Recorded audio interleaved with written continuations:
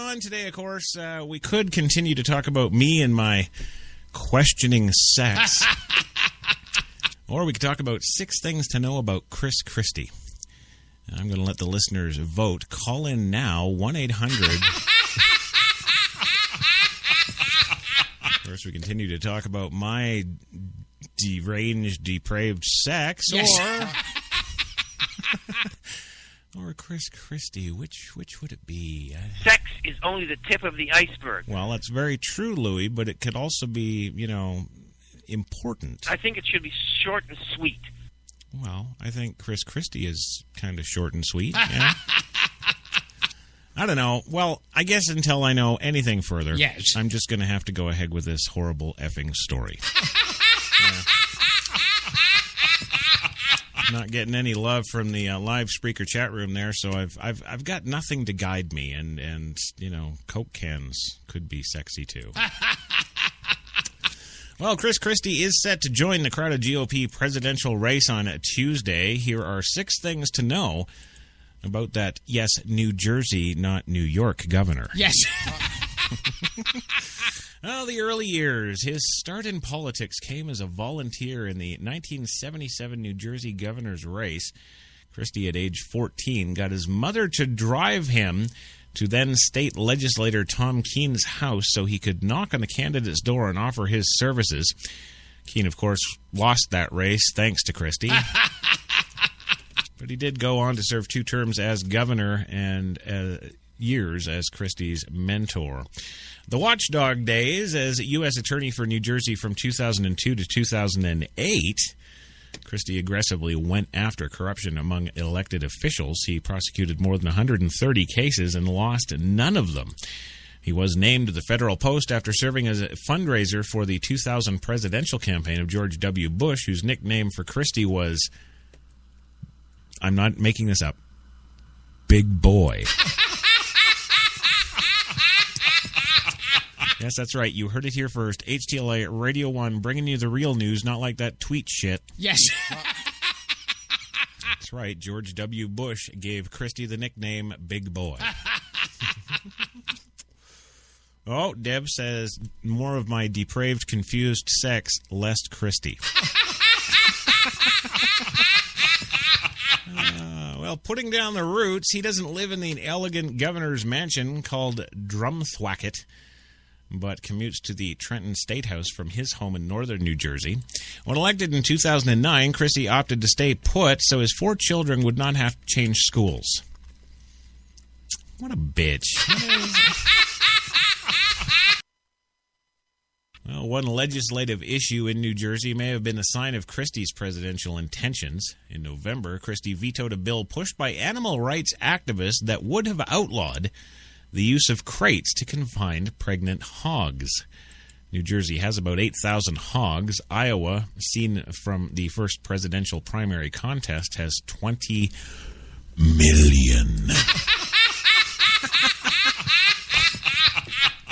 Well, Christie has gotten plenty of attention, most of it negative, of course, for his devotion to the Dallas Cowboys.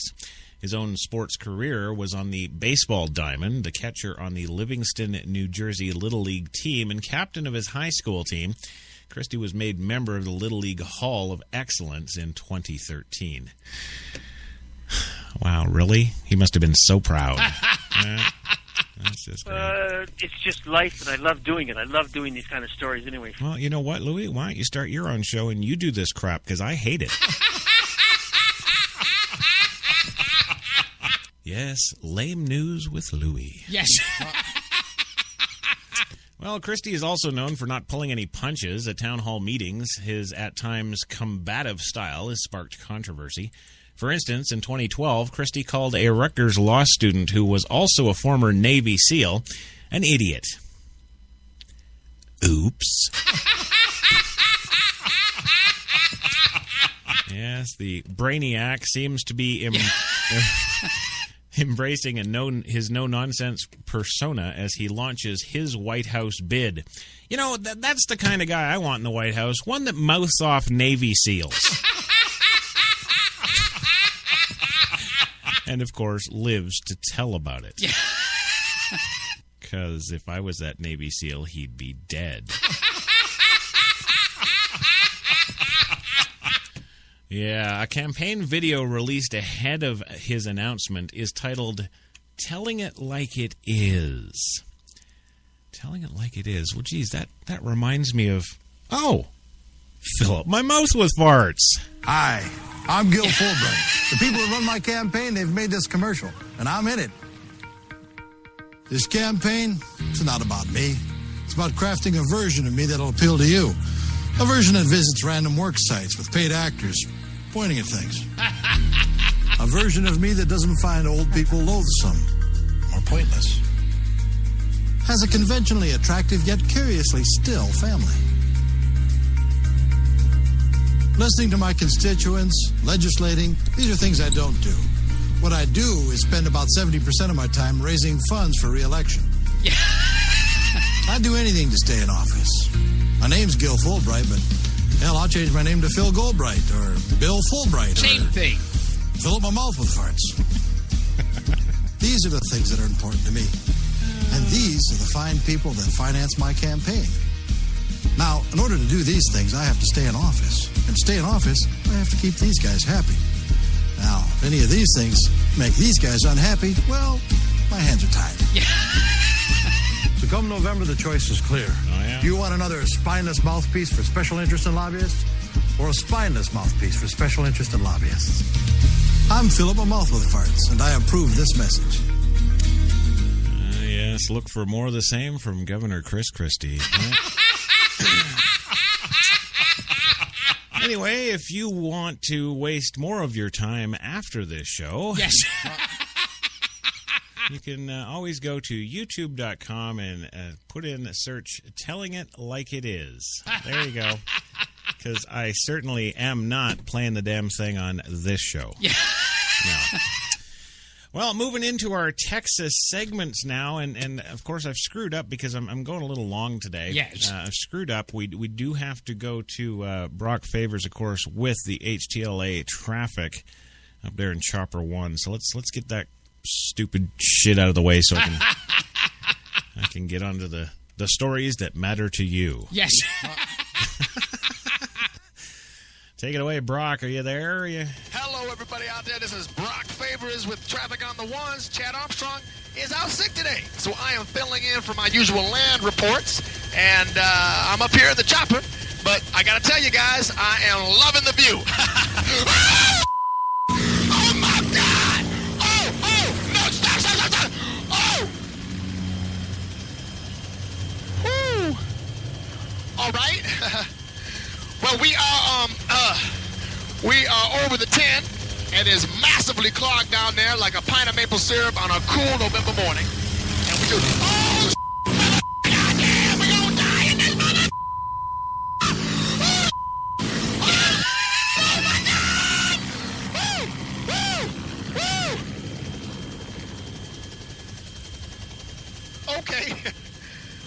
Okay, I am very sorry, folks.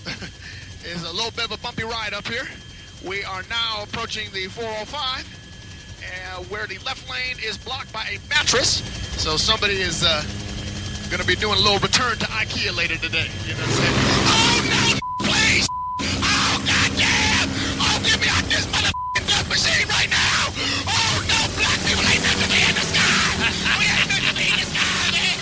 Oh, mama, help me, mother...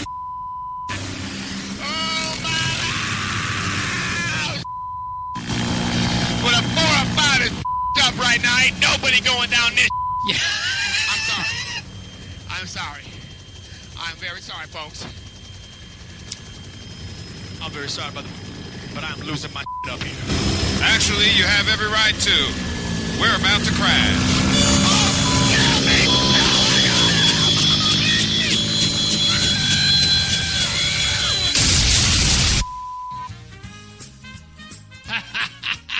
Can you give me any help for $25,000? We just listened to a black man die and you want money? Oh, Louie. It's just life, and I love doing it. I love doing these kind of stories. Yeah, okay, sure, we'll go with that and move right the frick along into our Texas segment. Yes. And of course, just in time, yes, the HTLA weather girl, Sharon Chesley, has just shown up in the Spreaker.com live chat room with the weather report. Texas is freaking hot today, pretty much 100 out there. For all the specific temperatures in your area of Texas, go to Twitter.com. Yeah. You just know there's some slack-jawed Texan out there with your weather report. Yes. Yes, well, moving into the Texas segment, of course, we've got more church attacks in the news, and luckily no black people were injured.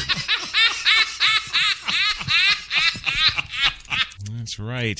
And Texas today, 6 people were arrested at Lakewood Church Sunday after heckling Pastor Joel Osteen while he was preaching, according to the Houston police. The individuals were from Wells, Texas, and are associated with the Church of Wells. Yeah. Well, Casey Eaglin was at Sunday's 11 a.m. service and just a few seats away from one of those protesters. She jumped up with her Bible and started screaming, "Shame on you, Joel, shame on you." And Joel just kind of repeated a scripture, and they escorted her out, said Eaglin. He added, "I was terrified for a second there. After that first girl, I thought, oh, it's just a random heckler, but then you start seeing a second and a third." Well, Lakewood Church told KHOU-TV that a number of their volunteer ushers, also law enforcement officials, those officials were apparently armed during the services so that they can react to anything like what happened in Charleston. Yes. Well, it's Texas. Of course they're going to have their church services armed now. Yes. Come on. Well, Eaglin said that he's thankful for the quick response of the Lakewood Church security. For a second there, I started thinking about the church shooting that happened, and I was thinking, oh, God, something bad is about to happen. But they were real quick, he said. The individuals who caused the disturbance were escorted out of the church and were arrested. They are being charged with criminal trespassing, the police said.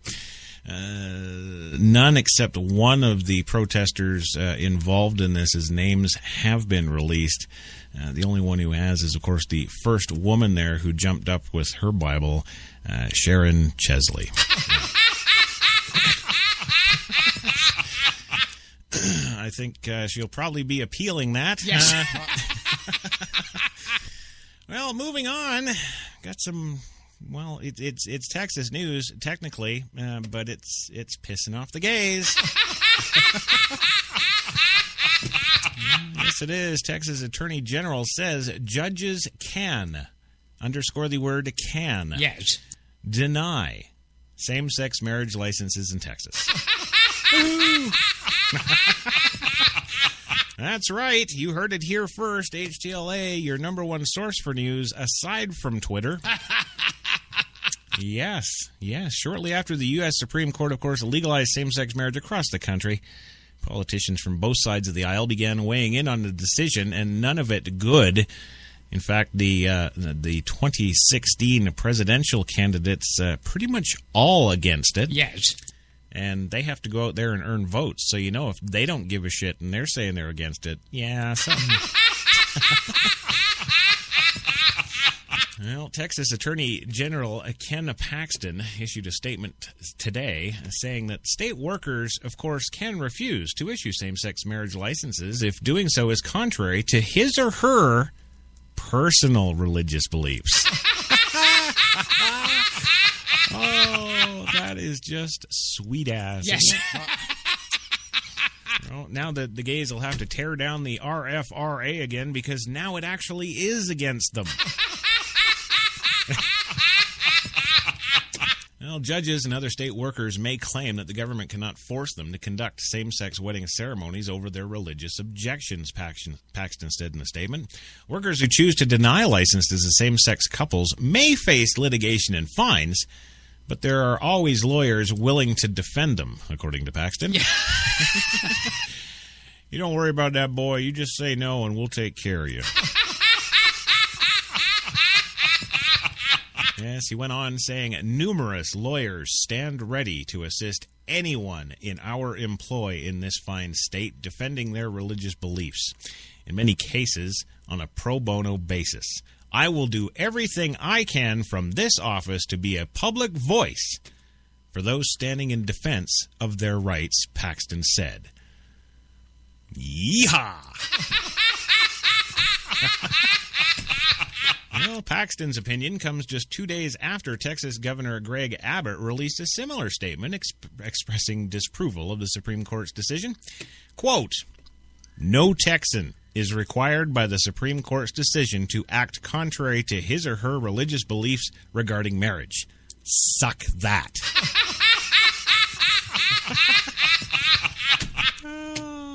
State Senator Jose Rodriguez, of course, expressed his disagreement with the Attorney General's statement shortly after its release.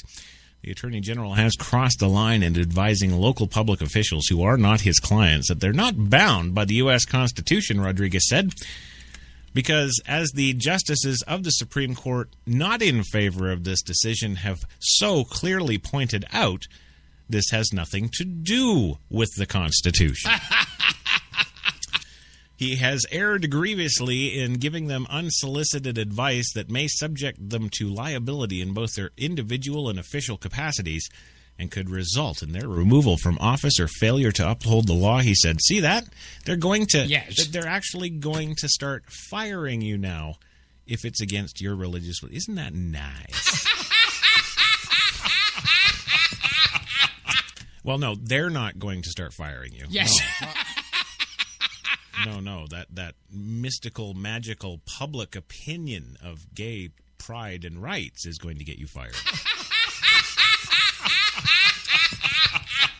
Well, religious liberty is a fundamental right protected by the First Amendment, but that doesn't mean that the government officials can use their personal religious beliefs to avoid following the law regarding marriage. Rebecca Robertson of the American Civil Union... Yeah, you know, the American Civil Liberties Union. Yeah, those guys. Well, government officials who take an oath to uphold the law are required to treat all Texans equally, regardless of who they are, or whom they love, she said. Following our reactions from other politicians regarding the Supreme Court's decision, President Obama, yes, the teat sucker, yes, he says that today is a big step in our march towards equality. Gay and lesbian couples now have the right to marry just like anyone else. Hashtag love wins. Yeah. Governor Greg Abbott says SCOTUS has become an unelected 9-member legislature. I will continue to defend religious liberties of Texas. Yeehaw. Oh, Vice President Biden, yes, the one with the nigger controversy of last week. Well, he says that all marriages at their root are about love. In America, our laws now recognize that simple truth. Hashtag love wins today, and we couldn't be prouder. Ignore nigger. And Ken Paxton of Texas says, following a SCOTUS flawed ruling, the next fight is religious liberty. Hashtag TCOT. Hashtag Texas Ledge.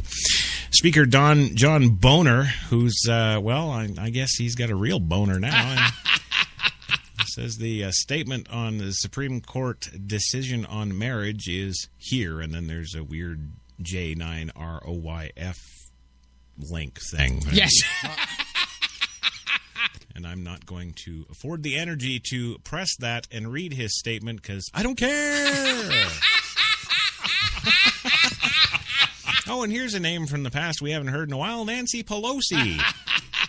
Yeah, she says SCOTUS has unequivocally affirmed that equal justice means marriage equality for LGBT Americans. Go, or goo, I don't know, another one of those damn links. Yes. And, of course, she's got to be different. So, of course, her hashtag is love can't wait. Yeah. Oh, this is so good. You know, all the rapists now are going to be challenging all their convictions. Yes. Because, you know, under that hashtag, you know, sex can't wait. You know.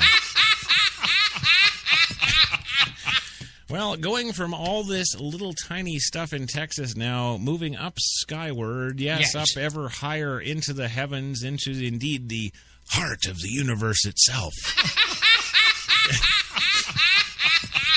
Yes, we go now to the daily sky spectacle, and Devlon, this one's for you, because, of course, there's great astrological things happening today. Yes. As Jupiter, of course, and Venus are on a collision course. I'm not kidding. That's what the headline says. Of course, they're not going to smash together and then little bits of rock come down and destroy the Earth. Don't worry about that. But no, that's not what's going on. But what is going on is, of course, Venus and Jupiter are getting very close. It's that time of, I guess the time of decades and decades and decades that it takes for them to get around to this thing again. Well, anyway, Skywatchers are going to get a special treat over the next few days. Yes, for 8 straight nights, beginning on Saturday, the 2 brightest planets, those being, of course, Jupiter and Venus, not Kim Kardashian, will, of course, be very close to each other in the evening sky, close enough to cover both with the thumb of your outstretched hand, according to Sky and Telescope. Well, yeah, that's about right size. Yeah, I guess it counts for my penis, too. It's just kind of hard. You know, I got to, get on the roof of, the SUV or something. Yes. And, sort of, I got to do that naked. Yes. And then I'll have to make sure that the SUV is parked in alignment with the stars first.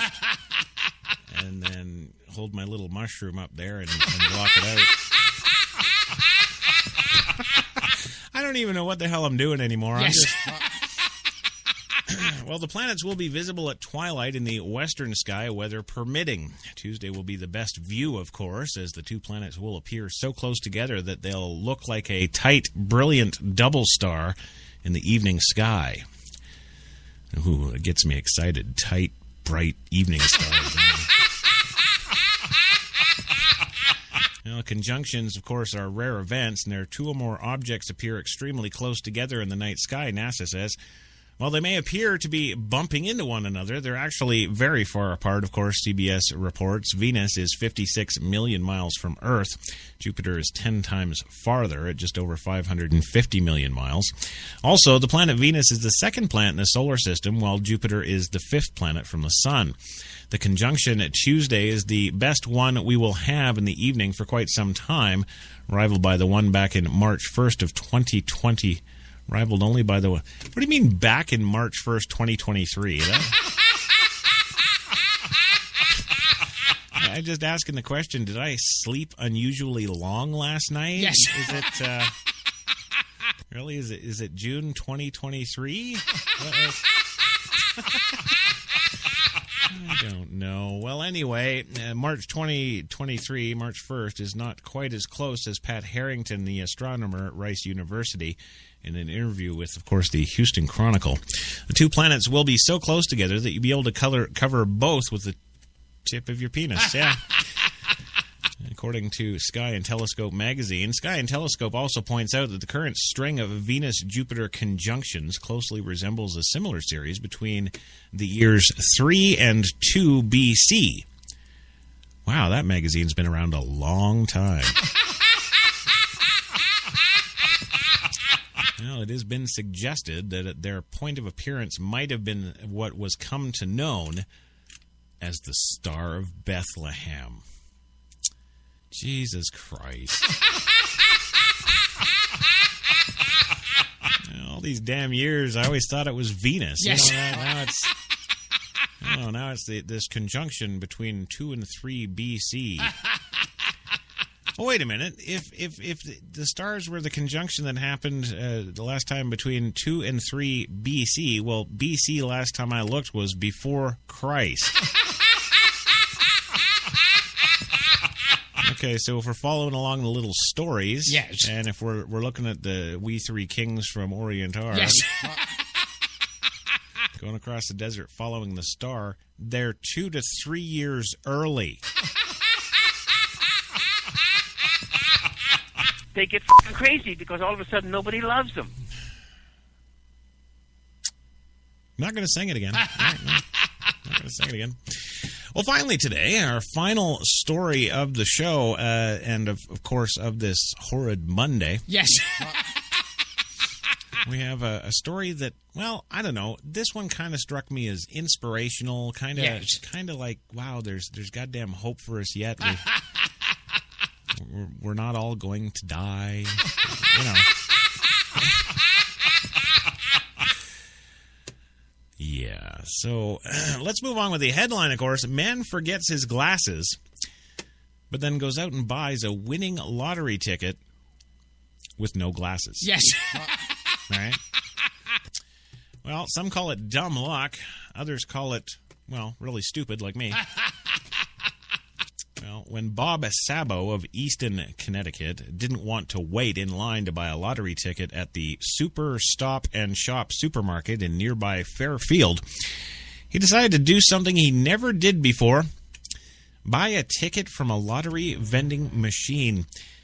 Except he forgot his glasses, of course. Yes. Yeah, well, it's actually a mistake that made him $30,000 wealthier. Yeah.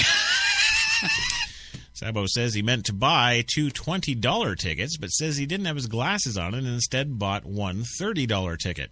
When he got home, he discovered the ticket was a winner after being reunited with his glasses. He says, I bought a 30 times cash ticket for $30 by mistake, which left me with $10 to buy another ticket. He was quoted as saying on the lottery's website, when I got home and scratched that 30 times ticket, I couldn't believe it. We won $30,000. Winning that the way we did was just a very, very freaky thing, he says. Well, the Super Stop and Shop branch will receive a $300 check from the Connecticut Lottery, of course, for selling Sabo the winning ticket. Sabo declined to comment further when contacted by the local Easton Courier newspaper, and that's the end of the story. So he doesn't care. F off. He's got his money. Go away. To which I say, you old bastard, don't forget your glasses next time. Yes. Just keep losing like the rest of us.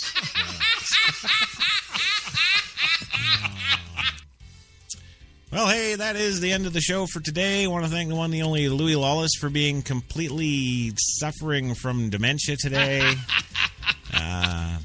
Go into the light, Louis. Go into the light. The music. Yeah. It's fantastic. Oh, yeah. Oh, you got to hear it. Yeah, we're listening right now. It's just life, and I love doing it. I love doing these kind of stories anyway. Yeah, good. Well, it's always good to have you. Thanks for being here. We'll catch you tomorrow. You know how to spell my last name on the check, right? It's Louis Lawless. You betcha. Yes. Yes. Also, Gilbert Gottfried, thank you for being here again today. Thank you for listening and support the show for the love of God. Hey, why don't you go buy a lottery ticket, buddy? Also, thank you to the listeners out there in listener land. Yes, with your iTunes, iHeart, Spreaker.com, Stitcher.com, Podcast One, the list goes on. Yes.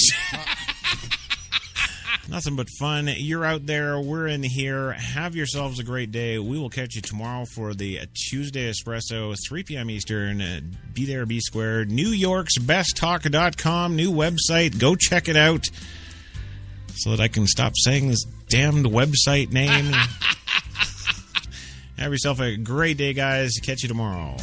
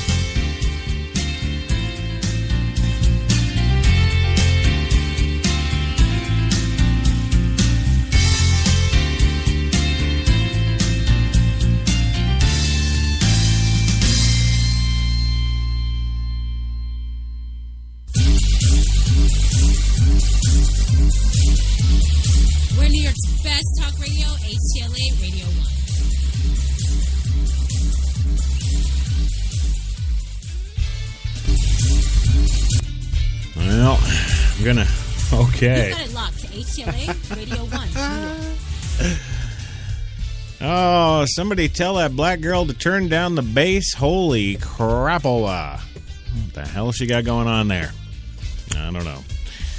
Well, hey, good morning, good evening, good afternoon, whatever it may be to you. Of course, to us. Well, it's coffee time. 3 p.m. Eastern in the big city of Manhattan today for your HTLA Radio 1, New York's best talk, coffee and cigarettes. That's right, it's the Tuesday Espresso today. Yes, for the 30th of June, 2015. 81 degrees, Central Park right now. Sun is out. And if you're hearing a little noise in the background here, of course, at HTLA Studio 2 right now, they're doing power washing or something on the building, and these idiots are up 38 floors with pressure washers spraying concrete, if you can believe it. Yeah. I don't know. It's a living, I guess. Well, hey, how are you doing today? I know I'm doing pretty good. I got my two hot HTLA babes in the Spreaker.com chat room today. Of course, the one, the only HTLA's number one fan, Devlon Crawford. And yes, our Texas weather girl, Sharon Chesley. Yes, they're there. And if you want to get there, get on over to Spreaker.com. Punch in HTLA Radio 1. Get on in here. Have a blast. It's going to be a good one today. And you might be like, hey, well, what's so damn good about today? Well, hey, today on the big show, we've got the upcoming global ban on fireworks. Yes, you heard me right. Why? Well, because fireworks cause a toxic brew of unhealthy air. So you know they're gone next, right? And hey, Christie, yes, officially launches today. That White House bid, and of course, if he wins, they'll have to widen all the White House doors. That's going to be, well, that's going to be not very cost effective. We better not vote him in. Yeah. Also today, we got the New York Killers news. Yes, a prison chief now says 11 others have now been placed on leave after the escape. And we have an actual poll about after Charleston. Yes, the nation is very much divided on the Confederate flag issue. We got that for you. And hey, if that's not enough, of course, we got much more. How about the story about Walmart having to say, we're sorry for making the ISIL flag cake? Yeah, not even kidding. We got the Brazil leader who today invites Obama to the 2016 Olympics. The Greeks are poor and so much more. So, hey, why don't you come on in and grab that cup, have a seat, light one up. It is coffee time.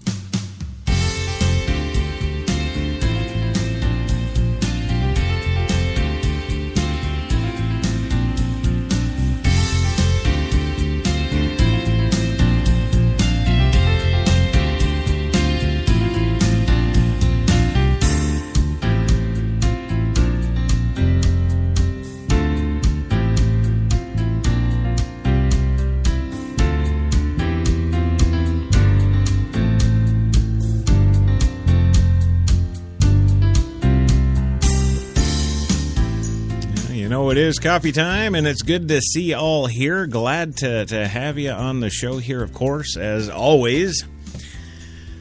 And, of course, as always, we've got the one, the only Jenny McCartney in the booth today, pushing the buttons, making that show go like she always does. Yes, and she's doing it all over that PreSonus 2442 digital broadcast mixer from the fine folks at PreSonus.com. If you're into analog or digital audio in any regard, to get on over and check out their gear, it is PreSonus. Also today, the show is brought to you by the fine folks at Tim Hortons, New York City, now with 8 fine locations in that city to serve your coffee and baked goods needs. You don't got to have me to tell you. Get on over there. Tim Hortons, always fresh. And, well, yeah, I guess we got to say it. Today's show is powered by Procast. Yes, it is. We don't pay the electric bill around here, no siree. We're powered by the new power cell that is Procast, whatever the hell that is. I don't know why we're still playing that. Jesus Christ. Yeah. Well, anyway, moving on today. Before we get rolling on the show, of course, as always, I got to introduce our guest/co-hosts coming to us. Well, one's via satellite because that's the way he likes it. The other one is just on a telephone because he's too goddamn lazy to come down to the studio here and do it live. Yes, the first from Mill Bay Studios in Mill Bay, British Columbia, Canada, is the one, the only, Louis Lawless, Academy Award-nominated director, out the ass, never won. How you doing, Louis? We're 5 steps away from winning the Academy Award. Yeah. And we didn't. No. And did you ever even think about the little people? You know, the people on the crew that work so hard on that bitch to try and get that award instead of just the nomination. Did you ever? That was a mistake on my part. Well, yeah, but, you know, it's the little people that I admire and respect, and, you know... And I finally figured out how to edit. Right, yeah. Well, I'm glad you're so concerned about the little people. Yeah. That was a mistake on my part. Well, you're having enough of those today, yeah. Oh, can we cuss? Can I cuss as I always do on the show? Well, why not? You know, I'm not against doing anything like that. I'm an equal opportunity destroyer. How about that? It's about fucking time. Move on. All right. Well, moving on today, of course, from about 8 blocks down the street from Studio 2 at, of course, Times Square 2. Yes, there's a lot of twos there. Eh? Yes. Yes, there he is. The one, the only, Mr. Gilbert Gottfried. Welcome to the show again today. I'm afraid to see what you say next. And this is, I that up. Okay. Well, as long as you're not going to do the Gwyneth Paltrow thing again, that was yes. That was, well, I don't know, bad. Yes. Yeah. pretty bad, I think. Well, it's not awful, but just not good. Right. Well, it's good to have you here, of course, as always, yes. And thank you for being here. You know, you give me the reason to get up in the morning. Let's fight Hitler! Okay, I take that back. Well, welcome to the show, Gilbert. It's always great to have you, and the show wouldn't be the same without you. It would be... Same thing. Okay, it would be the same thing, yes. Well, in addition, of course, to the lovely girls of HTLA, yes. which we're going to, they don't know it yet, but word came down from the corporate head office this morning that they're going to be doing an all-nude calendar for us. And we'll be selling that on the website along with Gilbert's new book. Yes. Also, the one, the only Apocalypse. Yes, HTLA is a proud producer of fine promotions and various other sound bites. Yeah. He is in, of course, the chat room there if you'd like to go and talk to him because, Christ, he's just as big a celebrity as I am. So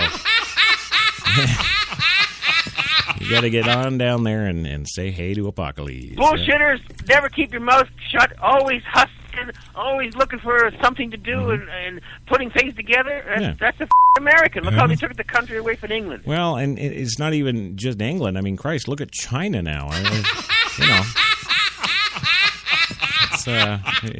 It's pretty bad all over. I think it should be short and sweet. Oh, yeah, kind of like this intro isn't. Yeah.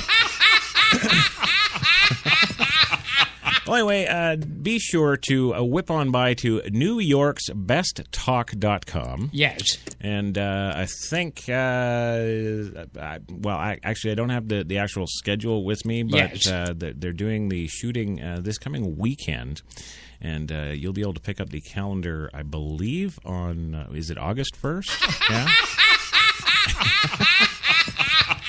And I'm going to try and do it. Yes. I don't know if I can sneak it in, but I'm actually going to try and get Apocalypse to be the July centerfold in the calendar. Yeah.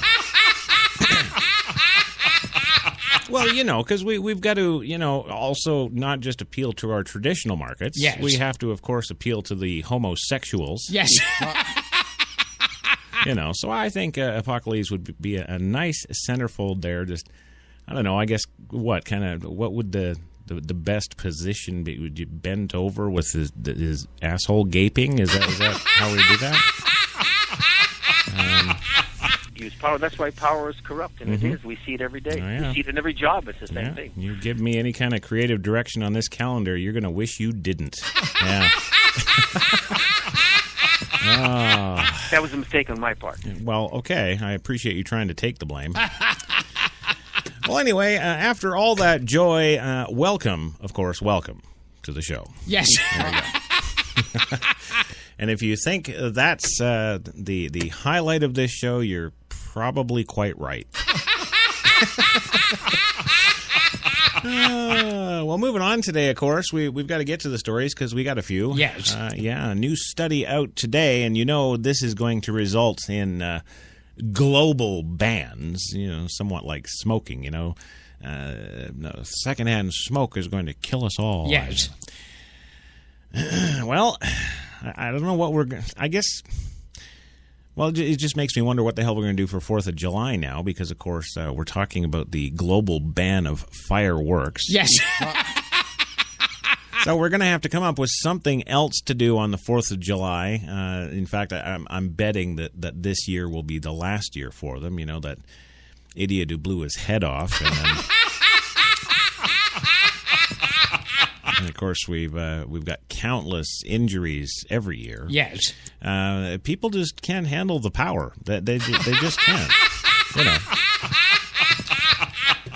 But, new study out today. Thousands of 4th of July fireworks celebrations across the nation bring a toxic brew of air pollution now, apparently, to our atmosphere, according to a recent study from federal scientists.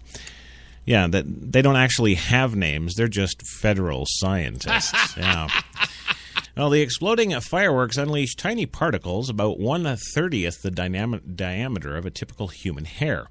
They can affect health because they travel deep into a person's respiratory tract, entering the lungs from behind. Well, I don't know. I've been going to them all my life. I'm still alive. Oh, and here's a little bonus. I've been smoking since I was 11 years old. Yes. Yeah. Jesus Christ, I should be dead 20 years ago. Well, these tiny particles are known as particulate matter, PM, and include dust, dirt, soot, smoke, liquid droplets, and are measured in micrometers, according to the EPA. A micrometer is a 1/1,000,000th of a meter. Yes. Or a micrometer, if you want to be technical. Well, the fine particulate matter in this study, which was led by scientists, yes. Oh, but they actually say that they're from NOAA, yes, the National Oceanic and Atmospheric Administration, where we're 2.5 micrometers in size. Both long and short-term exposures to the fine particles are linked to a range of health effects relating from coughing, wheezing, shortness of breath, asthma attacks, heart attacks, stroke, even premature death in people with heart or lung disease, according to the study. Well, I've smoked since I was 11, about a pack a day. Yes. Been to every fireworks show I can possibly think of without a prescription. And, I don't have any of those.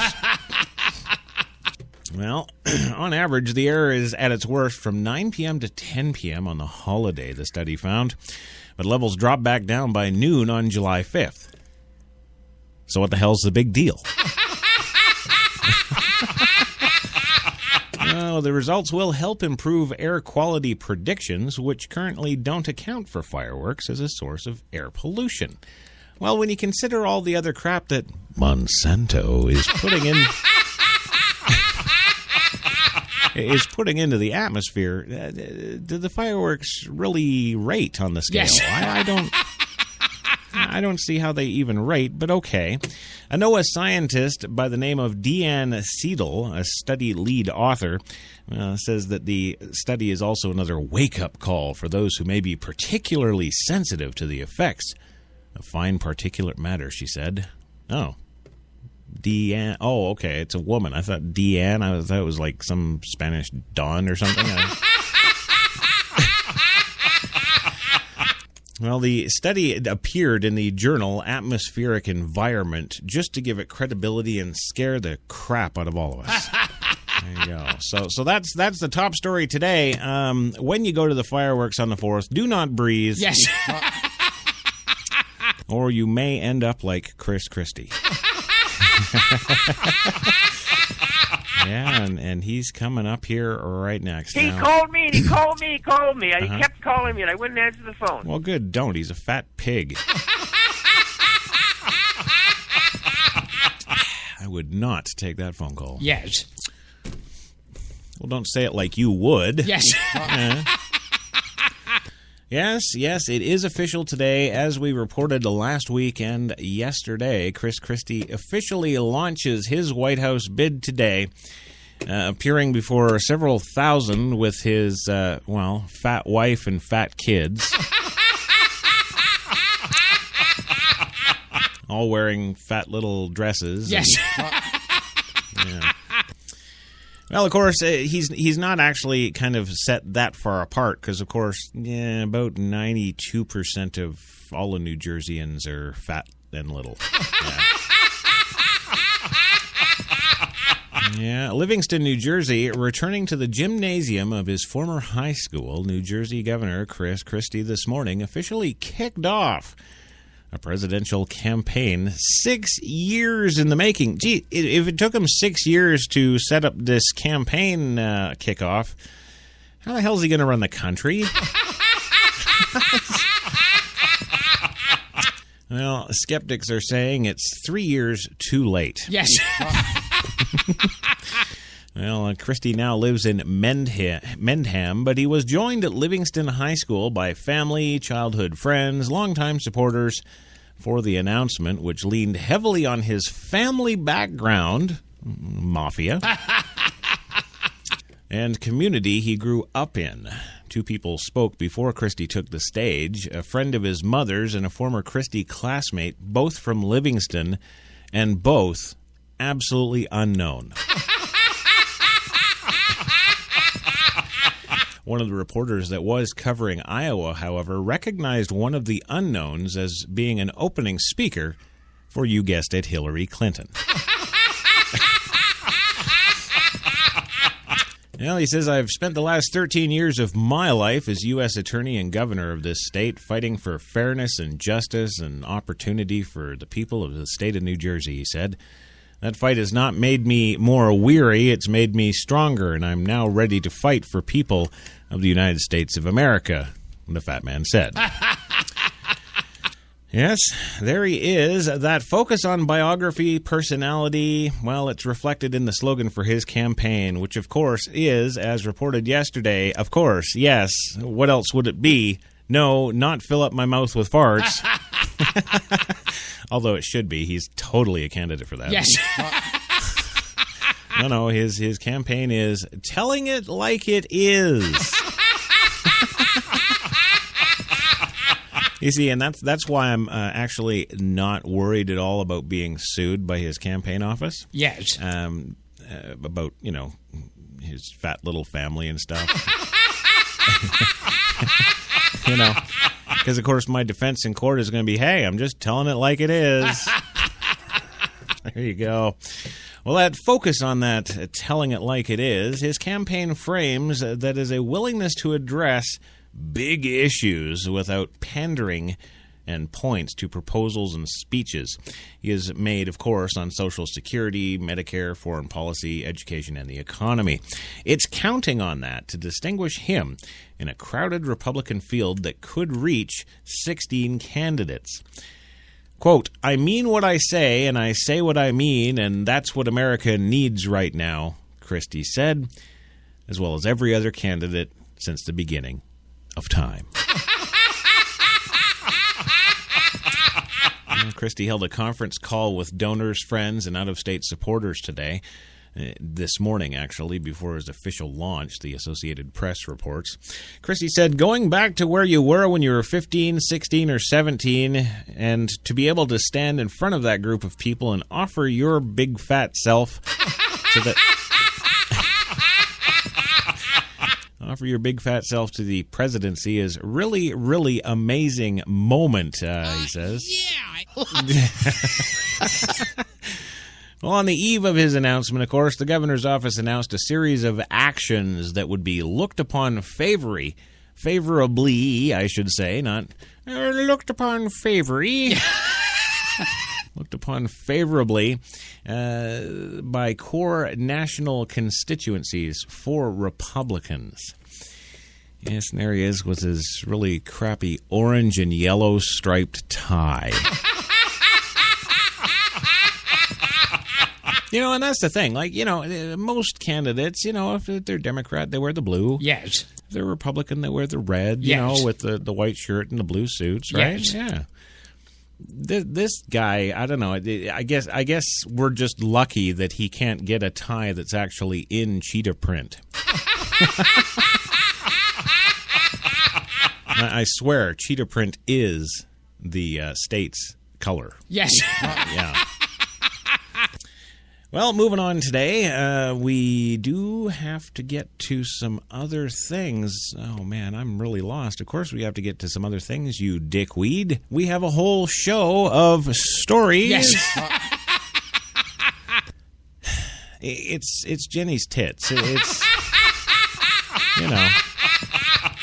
Sex is only the tip of the iceberg. Yeah, well, you keep bouncing the iceberg around, and I'm going to keep looking. We do have to go for that first commercial break. It is time. Actually, we're 2 minutes over, and don't laugh. I'm just going to chalk that up to the fatness of Christie's entire family. Yeah. Well, I'm sorry, HTLA corporate office. Yes. Christie was so fat it was hard to carry him across that first segment. Anyhow, we will now go for our commercial break. But don't go anywhere, because when we come back, we've got an interesting story about the New York killers, kind of an addendum. Yes. About the prison chief of command, of course, saying now that 11 others have been placed on mandatory leave after the escape of those 2 inmates. Looks like there was a big party conspiracy of getting them 2 boys out to Mexico via Texas. Yeah. So we're going to hit that when we come back, and don't worry, we got Brock Favors coming up, of course, with the traffic on the one. Yeah.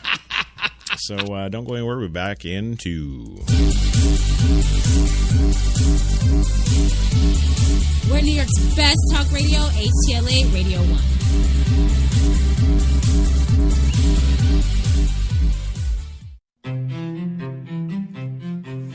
What if there was a coffee that was sourced from some of the world's most renowned growing regions, abundant with rich, fertile soil?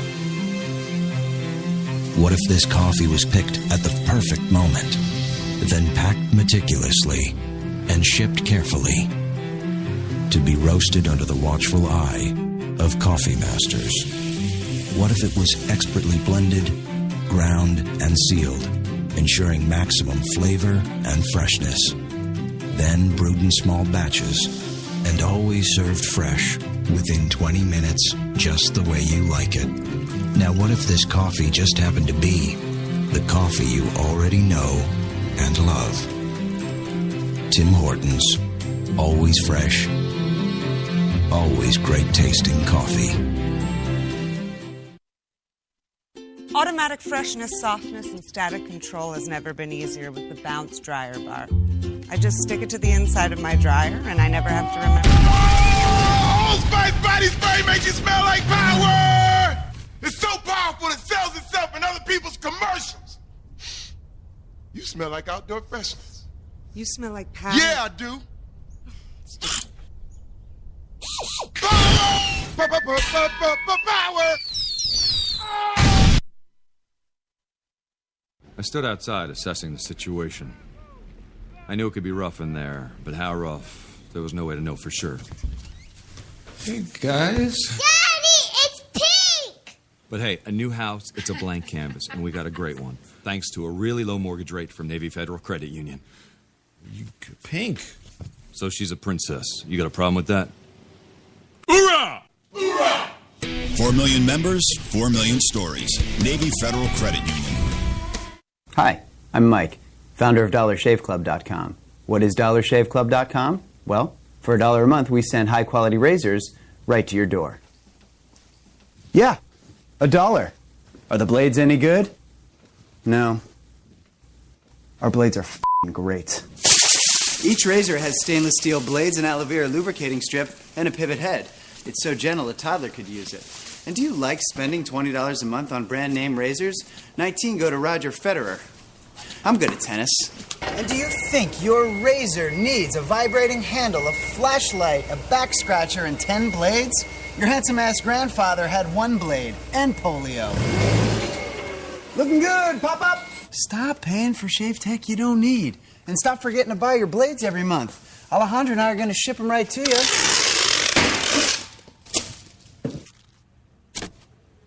We're not just selling razors, we're also making new jobs. Alejandro, what were you doing last month? Not working. What are you doing now? Working. I'm no Vanderbilt, but this train makes hay.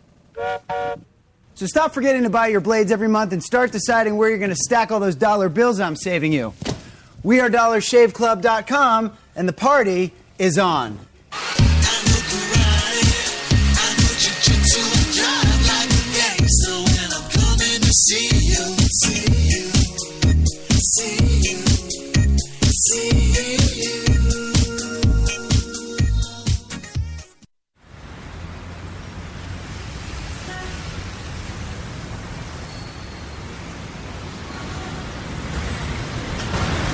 I've been so inspired by being in New York because everything from what people are wearing on the street to the way they're interacting with each other, to drive through the West Village at night and you see a couple kissing on the street, or you see someone fighting outside their apartment, or you see so much humanity on a daily basis that even if you're not inspired by your own life that day, you can be inspired by someone else's life. You got that long hair, slicked back, white t-shirt, and I got that good girl face and a tight little skirt. And when we go crashing down, we come back every time, 'cause we never go out of style. We never go out of style. Take me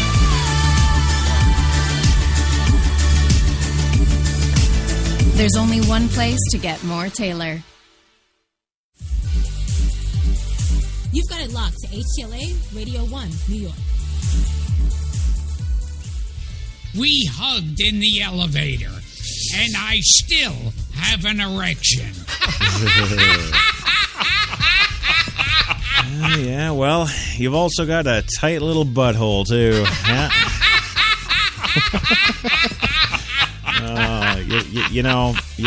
Okay, it wasn't that damn funny. Yes. Well, maybe it was. I don't know. You're a little guy. You probably get that all the time. Yeah. It's just life, and I love doing it. I love doing these kind of stories anyway. What, stories about me and Gilbert having sex in the elevator? No, I don't. Because I asked him, I said, well, fly out here and I'll film you. Yeah, but that's a porno movie, and we'd have to charge you for that. Yeah. Well, there you go. I guess you can't win them all, right? That's the famous story about Jerry Lee Lewis. You heard that story, haven't you? Yeah, we have. Shut up. Mr. T would be proud of you. Mr. T is like 70 years old. Shut up. Jesus. Can you give me any help for $25,000? No, and don't ask any more. Yes. Well, welcome back to the big show, of course. Your coffee and cigarettes Tuesday Espresso for this 30th of June, 2015. 81 degrees still, Central Park, and sunny. Yeah, most part. Sure, we'll go with that. Yeah. It's fun people watching in this city, I gotta say. Yes. And, well, actually, more specifically, it's really fun to watch you, Gilbert, walking down the street. Yes.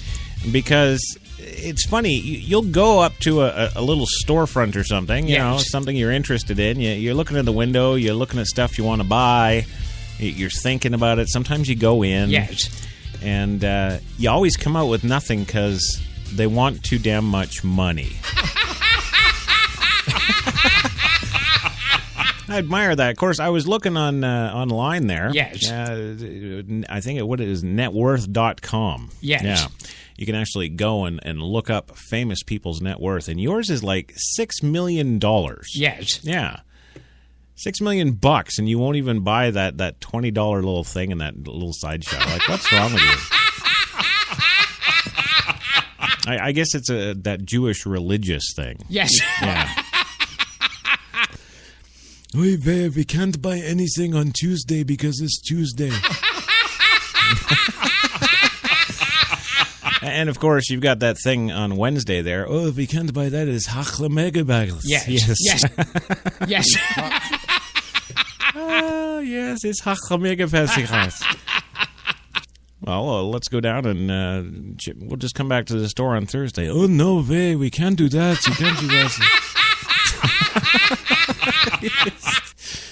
Oh, they get crazy because all of a sudden nobody loves them. No, Louis, it's not about that. It's about money. You know. Well, I guess in a way, Gilbert, that's a good thing because, you know, in another 25 years' time or something, you'll still be worth $6 million. Yeah. Well, because, of course, he does live on the interest. Yes. Yeah, and he gives Dana like what I think it's $7 a week allowance. Yes. Yeah. Something like that, you cheap bastard. Well, anyway, I guess you got $6 million. I frickin' don't, so I got to keep grinding doing these damn stories. So we'll tell you about the prison chief, yes, who's announced today that 11 other employees of that prison at the Denmora have been placed on leave after the New York killer's escape. The superintendent and 11 other officials at a northern New York prison have been placed on administrative leave, fallout from the escape this month of those two killers in New York. Stephen Rassett, the superintendent, of course, at Clinton Correctional Facility in Denmora. Two other high-level administrators in the prison and 9 security officers are on leave, quote, as part of the ongoing review, end quote, the State Department of Corrections said in a brief statement today. James O'Gorman, Assistant Commissioner for Correctional Facilities, will oversee the prison as a new leadership team transitions this week. I guess they know a little more than they're telling us. Yes. Yeah.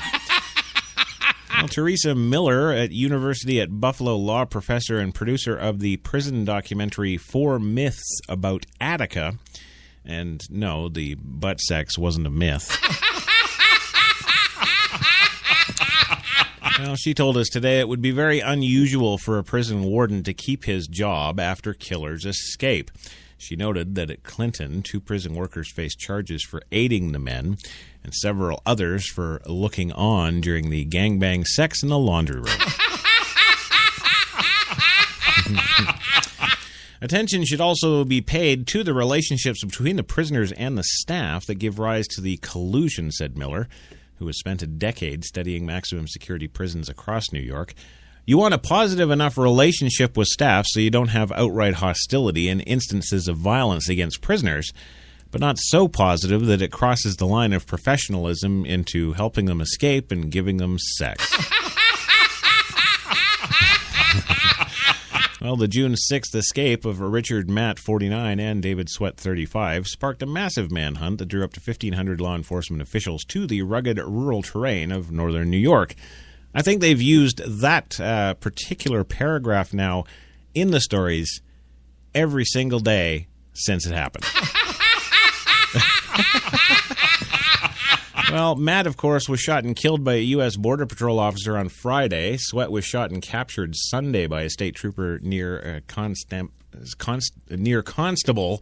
thank you, just miles from the Canadian border. He was initially hospitalized in critical condition, but was upgraded to fair condition today by officials at the Albany Medical Center. Yes, the Albany Medical Center, where for another day or two you can go there and kill him.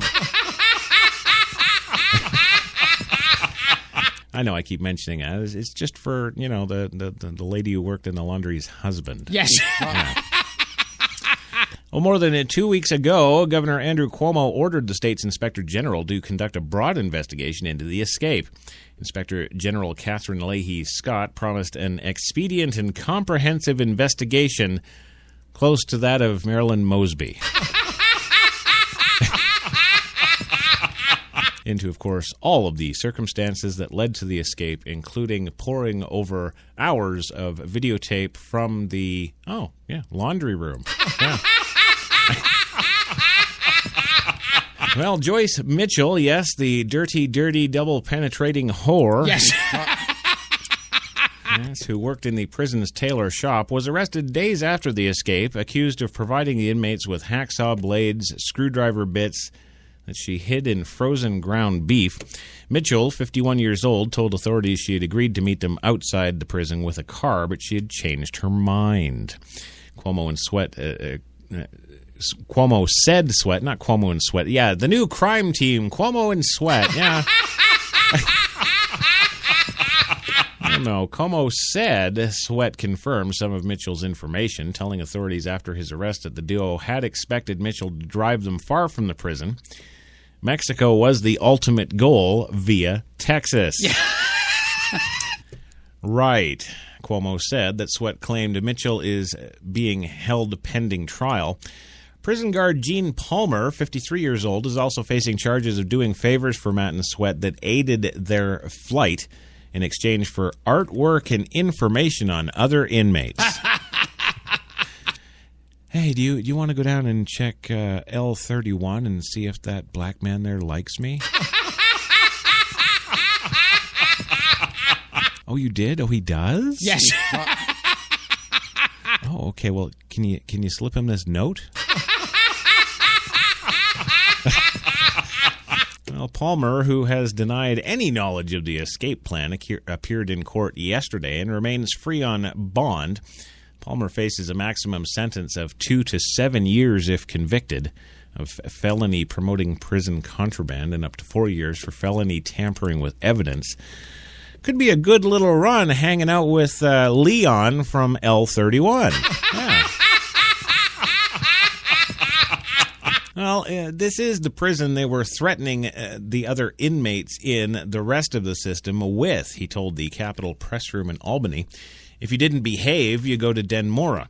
Denmora had a reputation as the toughest prison in the system. It was no country club.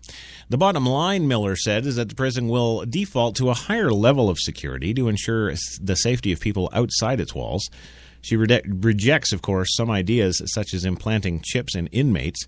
Others, such as improving guidelines for professional interaction between inmates and guards, are better. Thoughtful reform should be considered, while emotional knee-jerk reactions should not, Miller said. And speaking of knees, check out these laundry videos. There you go. So, I mean, God, what is it like? When you add all this up, it's close to 20 people that were helping them out. You know,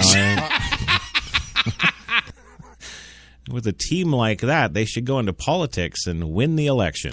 Yeah. Well, there's a new poll out today, of course. Yes. There's got to be a poll because we have to know the pulse of the nation. Yes. We have to know what Americans are thinking, and indeed, if they're thinking anything at all. So we poll them. And, of course, if you end up in Denmora, you will be polled there as well. Yes.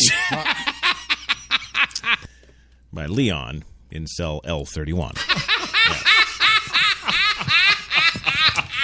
Well, after Charleston, does the nation actually stand divided on the Confederate flag?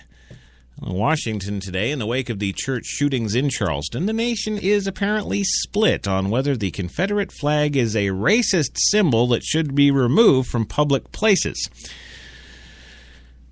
Well, the Suffolk University poll is the poll that found this. Political leaders in South Carolina, Alabama, and elsewhere have led efforts to take down the flag. But the survey finds no national consensus about that. The divide is 42% to 42% on whether the flag is racist. And little hope that anything the United States government could do about the guns would prevent mass shootings like the one that took 9 lives at Emmanuel African Methodist Episcopal Church. There is almost a thread of thinking running through the poll that nothing can be done to make any meaningful changes, says David Polagos, director of the Suffolk University Political Research Center at Boston. By 56% to 40%, Americans say tighter gun control laws wouldn't prevent more mass shootings, by 4 to 1. 76 to 18% say easier access to guns wouldn't prevent them, and by 5 to 1, 78% to 15%, well, they see little chance Congress will pass gun legislation in the foreseeable future anyway. The poll of 1,000 adults taken by a landline and cell phone from Thursday through Monday has a margin of error of plus or minus 3 percentage points. It doesn't make any difference if you have strict gun control or you don't have it, says Frank Zebarth, 64, of Whitewater, Wisconsin, who was among those polled. The bad guys are going to get a hold of one. That's been going on forever, and I don't think that's going to change. Well, Christine Thomas, 52, of Napa, California, disagrees. She says gun control laws need to be reevaluated and they need to be enforced, she said. In a follow-up interview, she said, I don't think it's a hopeless cause. Well, for most Americans, though, the debate seems to be done by 52% to 43%. Those surveyed say they don't want gun control to be a significant subject in the 2016 presidential campaign. Few see any real prospect of action by Congress on guns. Just 15% say the odds of gun laws being tightened are good or excellent. Another 25% call the chances fair, and a 53% majority assesses them as poor. Well, the issues of gun violence and the Confederate flag have been thrown into sharp focus, of course, by the massacre of those 9 African-American worshipers at that Bible study. The alleged shooter, a 21-year-old Dylan Roof, said he hoped to spark a race war and posed on photos for special media with Confederate flags. While the bloody assault has sparked outrage, opinions differ by region and race on what it represents and what should be done in response. More than half of whites call the assault and actions of the lone gunman an isolated incident. Just a third say it reflects a larger problem of racism in America. But among African Americans, 3 of 4 say it reflects a larger problem of racism. Well, actually, they don't say that. They say a bunch of stuff. Some words are just 1 or 2 letters. Yes. Well, there is an equally wide gap of views in the Confederate flag. A third of whites call it racist. Half say it represents Southern history and isn't racist. But more than 3 of 4 blacks see the Confederate flag as a racist symbol that should be taken down from public places. And just 1 in 10 say it's representative of the Southern heritage. The margin of error in the subsample of 138 African Americans is plus or minus 8.5 percentage points because of the edumacation level. Well, those in the South, the region where the Confederate flag is most common, are least likely to see it as racist by 49% to 34%. They say it's not. Those in the Northeast, however, and Midwest are most likely to call the flag as racist by pluralities of 12 and 13 percentage points. In the Midwest, a narrow 44 or 42% call it racist. It was a flag that was fought and died for, says Neil Masteller, 57, of Forksville, PA, who sees no racist connotations and compares it to the Irish flag or the Irish Americans. Nobody has problems with them. St. Patrick's Day comes around and they all want to put up the Irish flag. Well, I'd put it to you that we're not allowed to, at least in New York anymore, thanks to our LGBT-sucking mayor. No, of course, because, you know, he's turned our lovely Irish St. Patrick's Day parade in New York. Yes. Well, he's turned that into the gay... It's just a gay parade. It's just... It is. Well, respondents in South Carolina, where Führer has been centered, expressed divided views. Danny Shields, 52, of Boiling Springs, South Carolina, dismisses the debate over the flag as all just political pressuring and stance. But Pamela Fairheight, 66, of Summersville, South Carolina, declares that flag must come down. It does not belong to any government building. It is not representative of who we are as a nation, she adds.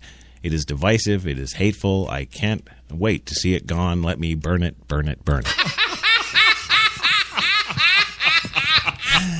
Well, she might have a little weight on her hands. Walmart is making the Confederate cakes. That's right. That is the next story up today on your coffee and cigarettes. Don't be going anywhere. We got to go for a second commercial break. But when we come back, we're going to get into, how Walmart, they're sorry for making, of course, the Confederate cakes. Yes. And when tested, now they're really, really, really sorry for making the ISIS cake. Yeah. Yeah, they made an ISIS cake. We'll have that and more for you when we're back into... You've got it locked to HTLA Radio 1, New York. Good morning. Welcome to Tim Hortons Cafe and Bake Shop, where fresh always tastes better. What can I make you this morning? How about our new flatbread breakfast paninis? Made fresh, just for you, with your favorite breakfast ingredients on maple or multigrain flatbread, then grilled to hot, melted perfection. Just $2.99. Who couldn't warm up to that? Tim Hortons Cafe and Bake Shop, where quality really does meet value.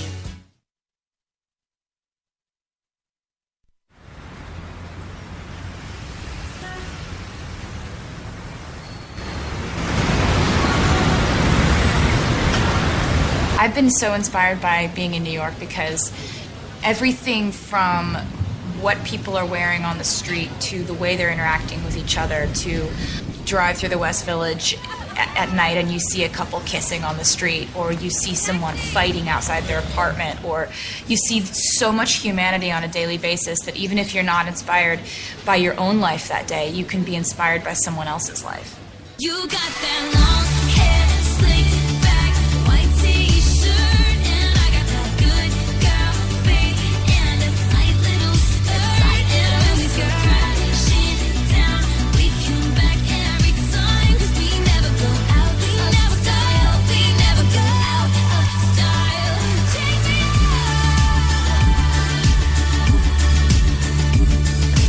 out. There's only one place to get more Taylor. Hi, I'm Mike, founder of DollarShaveClub.com. What is DollarShaveClub.com? Well, for $1 a month, we send high-quality razors right to your door.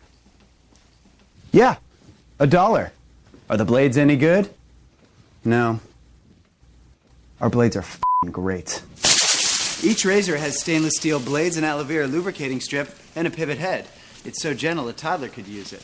And do you like spending $20 a month on brand name razors? 19 go to Roger Federer. I'm good at tennis. And do you think your razor needs a vibrating handle, a flashlight, a back scratcher, and 10 blades? Your handsome-ass grandfather had 1 blade and polio. Looking good, pop-up! Stop paying for shave tech you don't need. And stop forgetting to buy your blades every month. Alejandro and I are going to ship them right to you.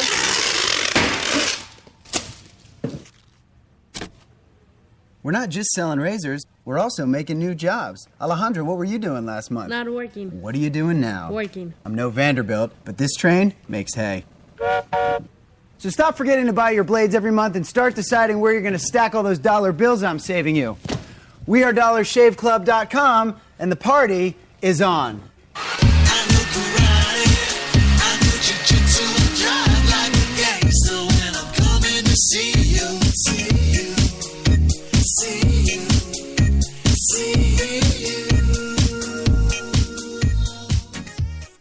I stood outside assessing the situation.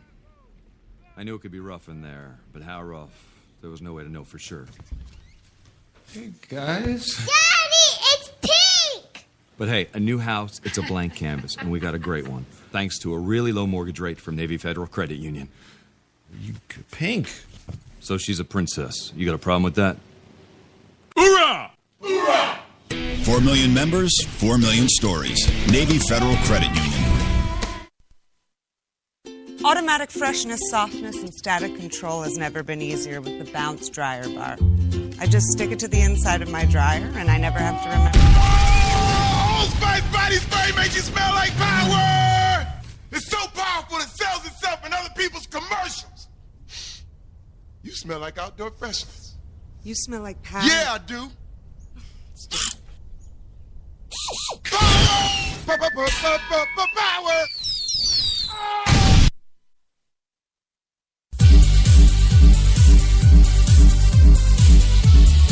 We're New York's best talk radio, HTLA Radio 1.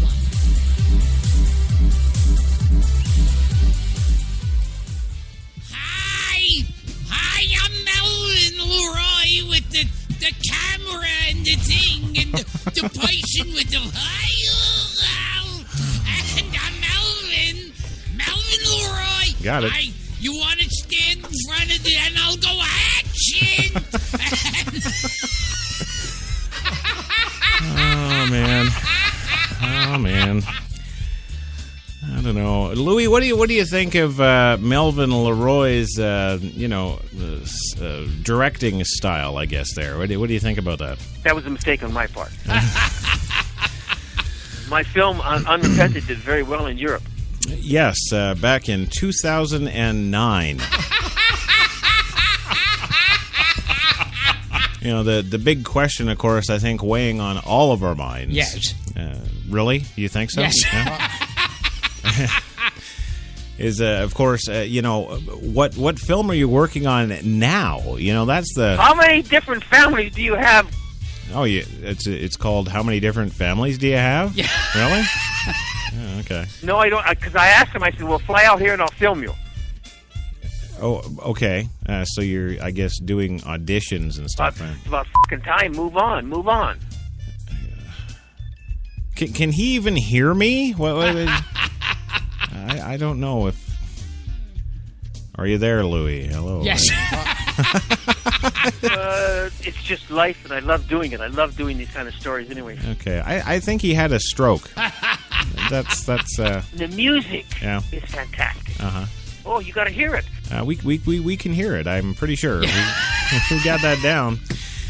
Welcome back to the show, of course, your coffee and cigarettes Tuesday Espresso for the 30th of June 2015. 81 degrees, still Central Park, sunny skies, everything's great. The power washers have all fallen off and died.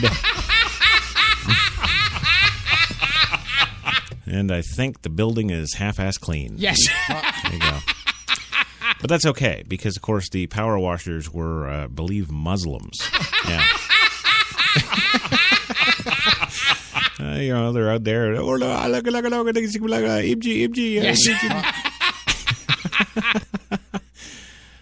Oh. Break for a commercial. Yes, let's do that.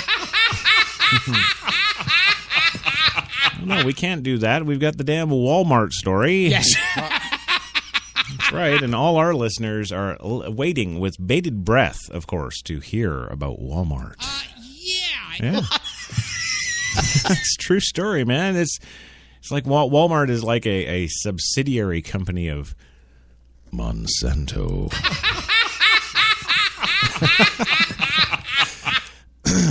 They get fucking crazy because all of a sudden nobody loves them. No, everybody loves Monsanto. Where the hell am I? Oh, yes, Walmart and the icing on the cake. There we go. Yes, Walmart today. We're sorry for making the ISIS flag cake. Yeah. In a now removed YouTube video that gained almost 500,000 views in just 3 days, a man named Chuck Netzhammer condemns Walmart for making a custom Islamic State battle flag cake for him the day after his request for a Confederate flag cake was originally denied. All right, so good old Chuck Netzhammer out here is just stirring up the shit and is an asshole. Well, in the video, Netzhammer of Louisiana holds up the white cake with a black icing depicting an ISIL symbol. It says, "That's an ISIS battle flag cake that anybody can go buy at Walmart. But you can't buy a Confederate flag toy with, like, say, a Dukes of Hazzard car." He says, Walmart, can you please explain why you're alienating Southern Americans with this trash that you're allowing to be sold at your store? Well, at the same point, Confederate memorabilia is not allowed, he asks.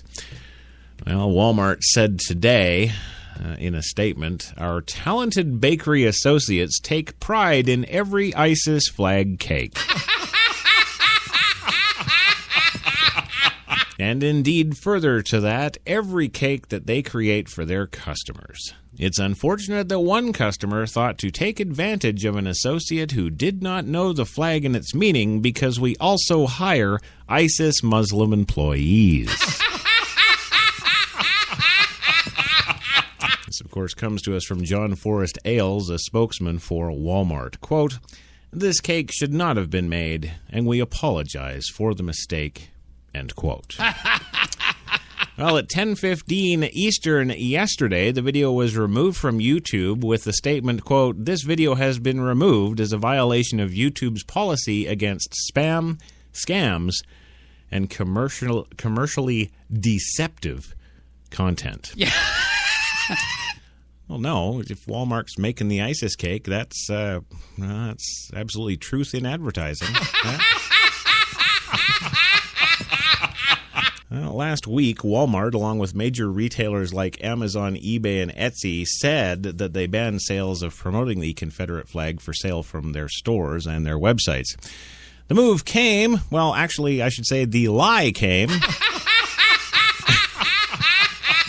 No, I'm not even kidding. Remember yesterday, Jenny was wearing, in the booth there, she was wearing that Confederate flag bikini. Yes. Right? Well, yet last night when I got home, I, of course, didn't have any pictures to masturbate with, so... I went on Amazon there and looked up the rebel flag bikini again. Yes. Just to see it. Well, they've got it on a model who kind of looks like Jenny. I thought that would help me. So, and of course, that not only is the stuff still on there, not only that, but if you actually go and look at Amazon.com. Yes. They've actually got a section of their website, of course, for their investors. Yes. And you can go in there and you can actually, they've got a little reporting thing there. It's like it's like a spreadsheet, a real-time spreadsheet thing. Yes. And you can go there and you can see, you can watch the trends as they're happening with stuff that's selling. Yes. And so I did that. And, of course, all the Confederate flag stuff across the board, all of it is like all-time highs. And I'm just thinking about the shareholders because, of course, I am one. Yes. No, I'm not. Yes. I'm just thinking about the shareholders and, they're greedy, grubby little bastards. And, why hire a Mexican at $5 an hour when we can hire these Muslim pricks at like 40 cents? So I'm all for that. Yes. So anyway, I'm looking at this stuff selling like greater than anything has ever sold on Amazon ever before. Yes. And then I come into work, of course, yes. and I read these stories about, we've banned those sales. You lying cocksuckers.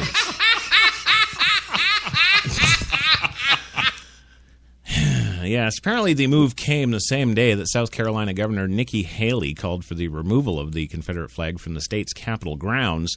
Walmart is the world's largest retailer with nearly 11,000 stores in 28 countries, and the Confederate flag stuff is the all-time best-selling in that. There you go. So, I guess... I don't know. I wonder if we should maybe change up the HTLA logo to incorporate the Confederate flag in the background. Do that, put it out. It'll sell like crazy.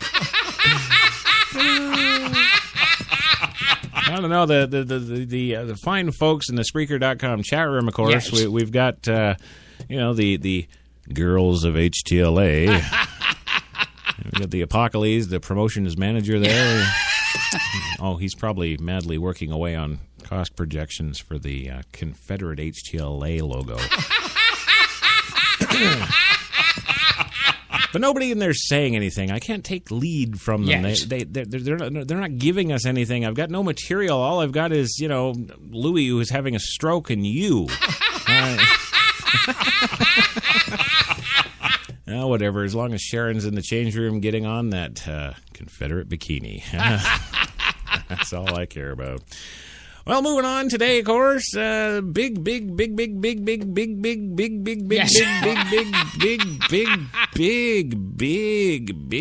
everything that Obama doesn't have in his pants, Obama news. That's right. The Brazil leader invites President Obama to the 2016 Olympics. If President Obama is looking for something to do during his last summer in the White House, you son of a... Of course, attending the 2016 Olympics is now an option, but he won't because he's a little bitch pansy. Yes. Well, Brazilian President Dilma Rousseff said today Obama has a standing invitation to attend the Summer Games in Rio de Janeiro in August 5th to the 21st of 2016 after the Democratic and Republican presidential nominating conventions, as it happens. Obama seemed to be fishing for an invitation earlier in the joint news conference with Rousseff, noting that he has not yet been able to attend Carnival and did not make it to last year's World Cup soccer tournament in Brazil. Wait a minute. That's the... isn't that the FIFA thing? Yes. Yeah, no, let's be clear. He didn't go to that because he doesn't want to be tied to those Illuminati fuckers. Let's be clear on that right now. Vice President Biden got to go to the World Cup. Not me, Obama pointed out. Aww. Wow, really? The head of the country and one of the world's most powerful leaders had a little pity party.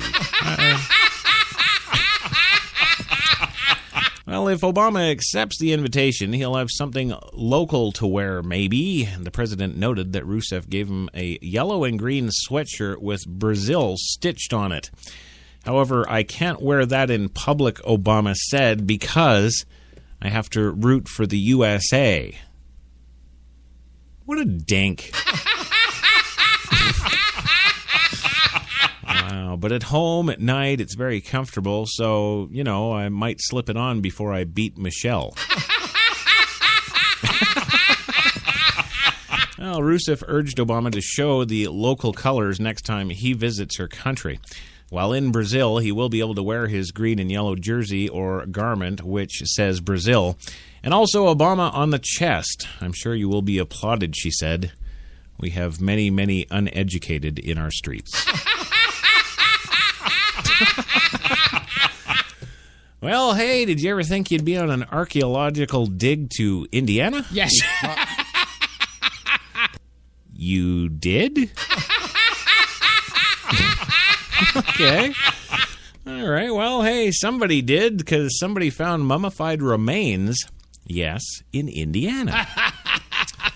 Well, workers exploring the site of an intended quarry in rural Indiana stumbled upon a mummified body that experts say could be anywhere from 500 to 2,000 years old. Well, they said they could distinguish a head and a torso, says the local sheriff. It could be a Native American burial ground because the remains appear to predate 1940. Well, if you had any brain in your head, Sheriff, you'd know that the North American Indians don't mummify tool. Yes, the coroner's office and law enforcement won't be involved in any criminal investigation. As the Times puts it, if a crime did occur, it's likely hundreds of years too late to do anything about it. Well, you never know. You can always pin it on some black guy. Well, the state's archaeology department is taking the lead after archaeologists actually made the find. The newspaper explains that in order to get the necessary permits to excavate, archaeologists first need to scour the intended area for artifacts. Those employed at the site discovered the remains on Friday, prompting law enforcement in the coroner's office to be called in. Development of the Singleton Quarry has been halted for now. There are many laws around Indian sites, Conservation Officer Terry Middlegate says. If it's determined that this is any type of sacred ground, there are many avenues they will need to follow, many steps after today. In fact, nothing more is likely to be done on this site for the next 40 years. Well, the site is about an hour south of Chicago. It's set to serve as a place for mining and concrete aggregate used in road construction as a quarry that pumps as many as 72 million gallons of water into the Singleton Ditch daily. Nearby residents and farmers have long opposed the project. And, yeah, there it is. So a mummified body in Indiana. Yes. That's weird. It's kind of too bad they didn't find it in Ohio. Yes. Because then Hillary could have had a sixth to coffee. She could have actually had 6. Yeah? Yes. But no. No, of course not. Well, hey, now that we've gotten that out of the way, of course, the important stories that we had to get before the NAACP was on the phone bitching us out. Yeah. We're going to have to go to our man, Brock Favors, of course, HTLA Chopper 1 for the traffic. Brock, take it away, my man. Hello, everybody out there. This is Brock Favors with Traffic on the Ones. Chad Armstrong is out sick today, so I am filling in for my usual land reports, and I'm up here in the chopper, but I got to tell you guys, I am loving the view. Oh, my God! Oh, no, stop! Oh! Woo! Yeah. All right. Well, we are over the 10. It is massively clogged down there like a pint of maple syrup on a cool November morning. And we do. Oh, goddamn! We're gonna die! Oh my God!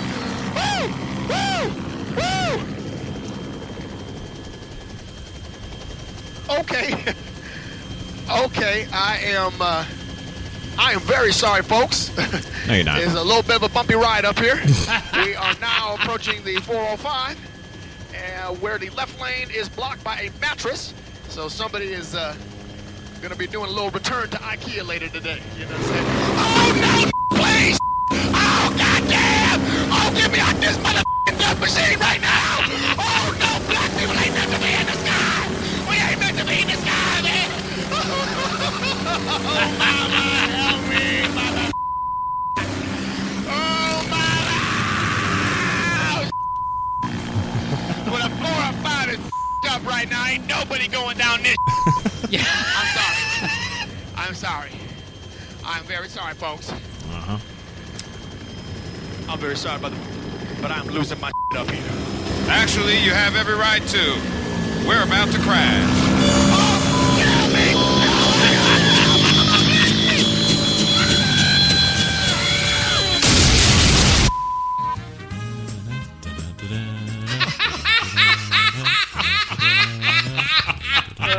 It's just life, and I love doing it. I love doing these kind of stories anyway. Yes.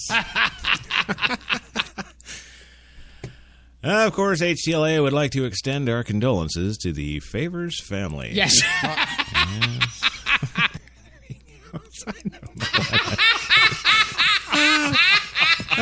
It's just, I don't know. We've been playing that for a couple of weeks. Yes. And there was a while there I was thinking, geez, maybe this is getting kind of old. Maybe we should update this. Yes. No, it's perfect. Always with a female and having a relationship, married or single, it's always better that they do the leaving. Right. If you do the leaving, it keeps that lingering thing. You know what I mean? Well, I don't know about lingering, but... Same thing. Is it? I don't know. I thought it was more of a love-hate thing. Well, okay. I think, this is something like a lot of people don't understand, but I know you understand it. And like in I think we both have that fascination of show business that it's a love-hate relationship. Yeah, I would actually agree with you on that, except for some of the things you come out with. I would say it's actually more hate than love. It's just, I don't know. It might be just me. Well, it's not awful, but just not good. Right. Yeah. See, you know what I mean. You love to do that kind of stuff. You always did. Oh, yeah. And put your name up there and dress in different stuff. So fantastic. If I can be of any help, let me know. So what's the email address? Okay, he's definitely had a stroke. Yeah. Well, moving along, apparently this just in from the Spreaker.com chat room, of course. The HTLA radio girls are, of course, having difficulty with the chat room today. Yes. They can't work the chat room, and Apocalypse gave me a wink 9 minutes ago, which means he is actually doing the cost analysis and potential profit analysis, of course, from the HTLA Rebel Flag logo. Yeah. So there you go. That's your Spreaker.com chat room update. Yes. Right there. And, well, now we got to kind of bend things over now and talk about Greek. Yeah. Yes, and no, I'm not talking about Leon in cell L31. No. Although he probably enjoys a little Greek himself. Yes. No, we're talking about Greece, actually, and their huge monetary crisis now. It's quite the thing going on there. I don't quite understand it. Well, apparently Greeks are eking by on very little cash these days. In Athens, as Greece wrangles over its debt deal to stay in the Eurozone, people are rushing to grocery stores to buy needed milk, spaghetti, and toilet paper and whatever cash they can muster.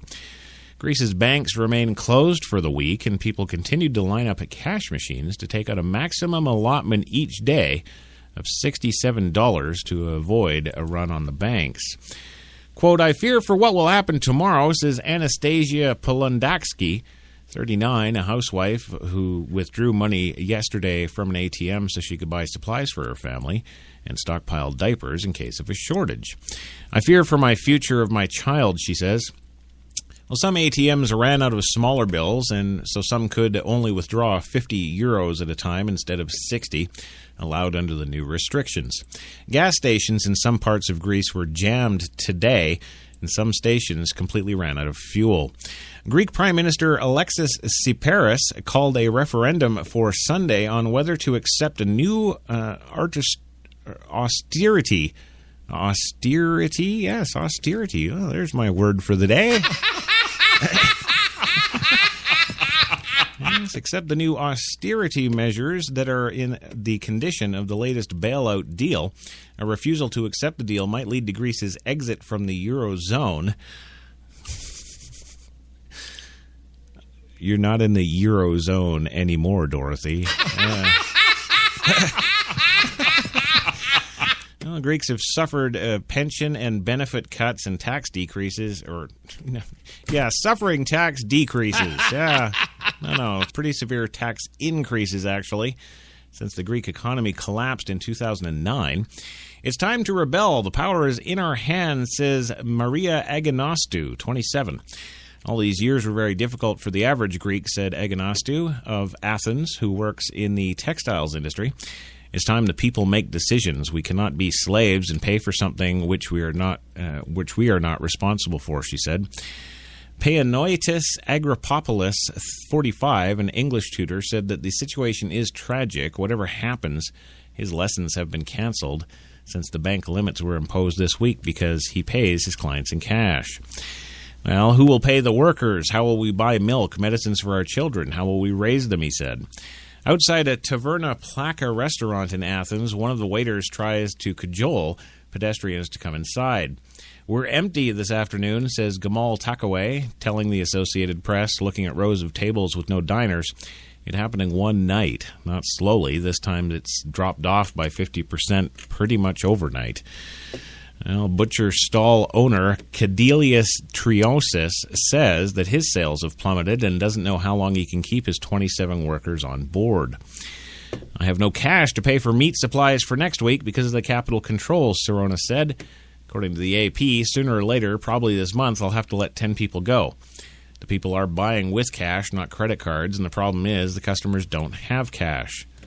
Well, if they don't have cash, how are you getting money? How are you getting them buying with cash? Well, officials announced a few measures to ease the suffering. Subways will be free until next week. Oh, wouldn't that be nice? Yes. Local officials said the cell phone company Vodafone also pitched in, giving subscribers an extra 300 minutes, 300 text messages, and 300 megabytes of data for free through next Tuesday, to which they will be billed 300 times more. Oh, no, I'm sorry. That's T-Mobile. Yes. Vodafone is just free. Well, and what's we got Obama news. What's Obama think about this with his stupid Brazil shirt? Huh? Yeah, come on, let's get some official word from the official man who's going to beat his wife later with the official Brazil shirt. Yes. Let's get that. Well, in Washington today, President Obama said that Greece's financial problems are a substantial concern that would create more economic problems for Europe than the United States. Well, then why is it a substantial concern?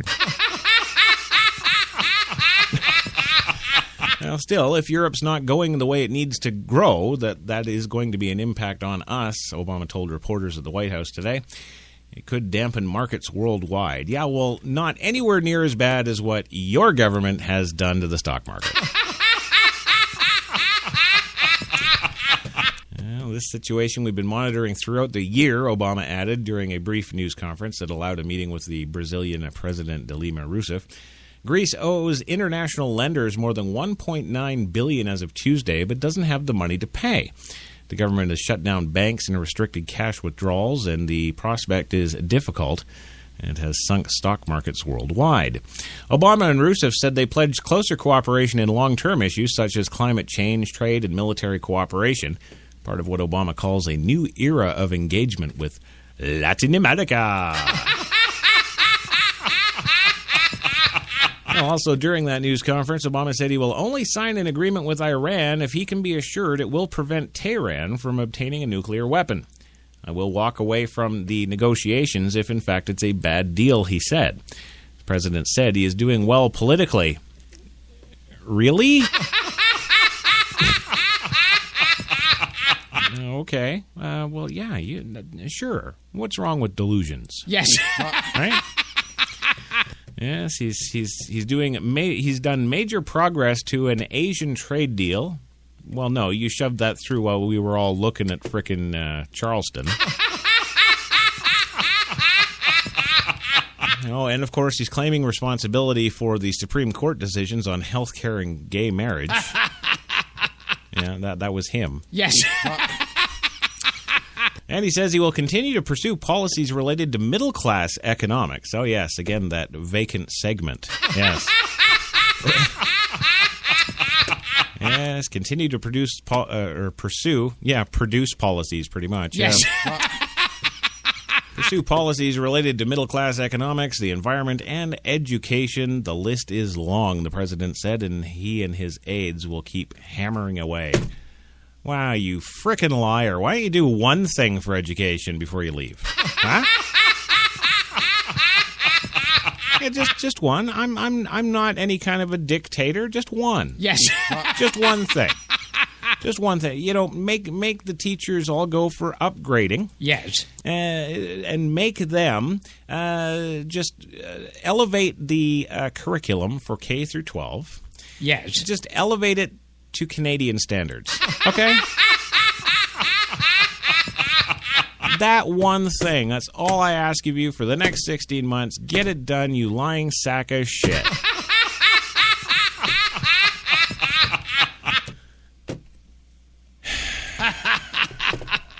Well, Rousseff said the nations have gotten past revelations that the United States spied on her and her government, but indicated that the incident still stings. The Brazilian president said that if Obama wants to learn what is going on in her government, he can simply pick up the phone and call me, you little bastard. Yeah, see, I'm not the only one who thinks that way of him. Yes. Yeah. Well, during their meeting today, Obama and Rousseff agreed to do more on climate change, including Brazilian pledges to restore forests and increase use of renewable energy. Wow, you know, the onus should not be on her and Brazil here, ladies and gentlemen. They already are light years ahead of us. Number one, they're not dependent on oil.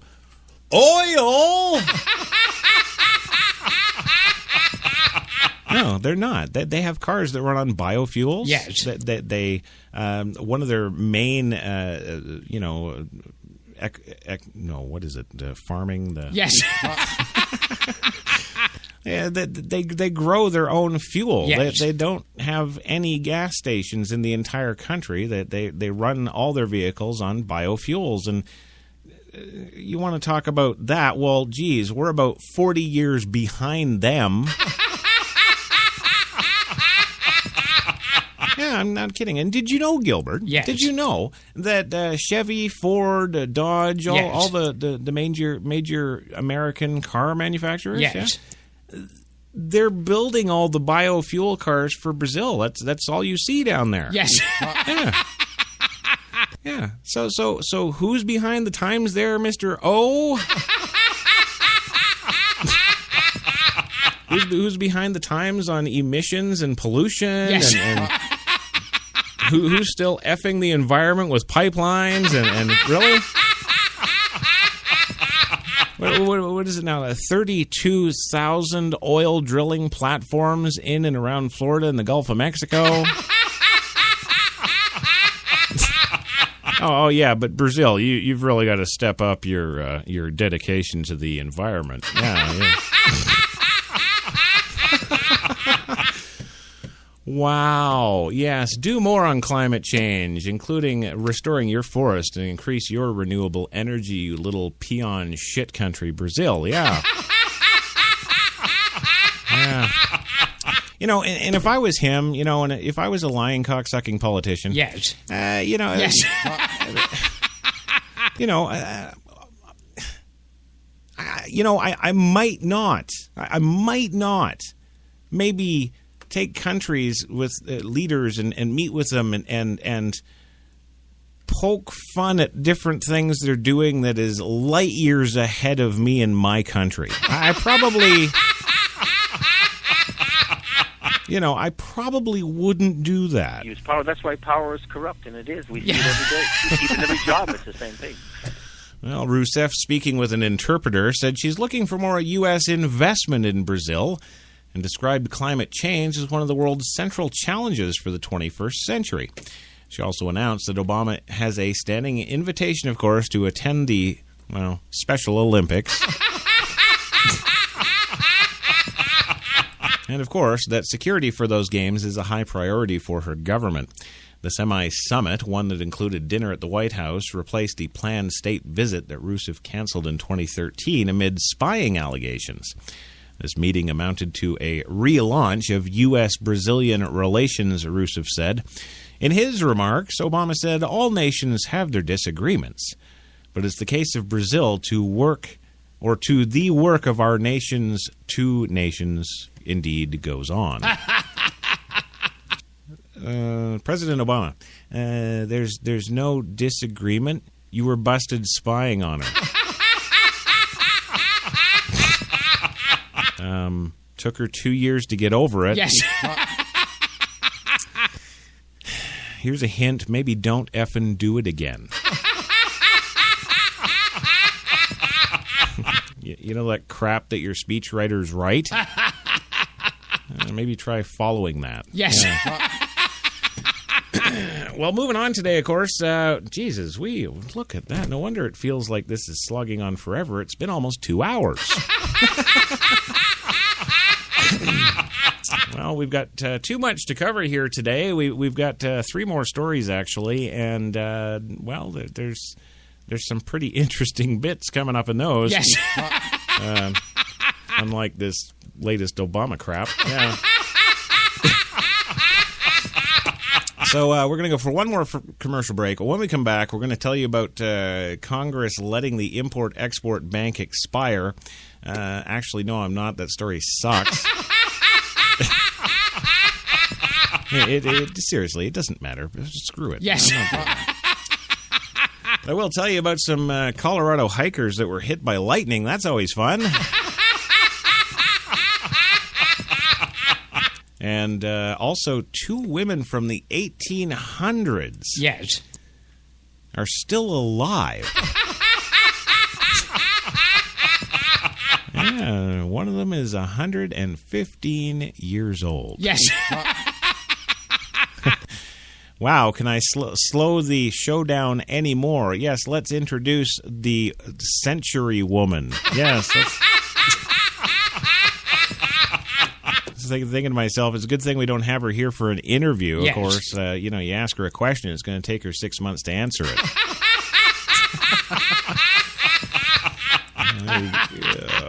I know. But anyway, hey, we're going to go to that commercial. We'll be back in 2 and give you a 115-year-old woman.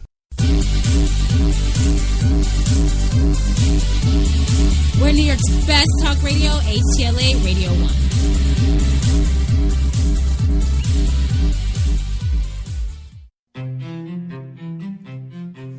What if there was a coffee that was sourced from some of the world's most renowned growing regions, abundant with rich, fertile soil?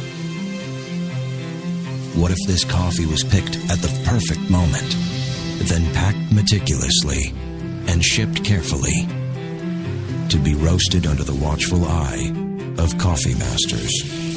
What if it was expertly blended, ground, and sealed, ensuring maximum flavor and freshness, then brewed in small batches and always served fresh within 20 minutes, just the way you like it? Now, what if this coffee just happened to be the coffee you already know and love? Tim Hortons. Always fresh, always great tasting coffee. Automatic freshness, softness, and static control has never been easier with the Bounce dryer bar. I just stick it to the inside of my dryer, and I never have to remember. Old Spice body spray makes you smell like power! It's so powerful it sells itself in other people's commercials. You smell like outdoor freshness. You smell like power. Yeah, I do.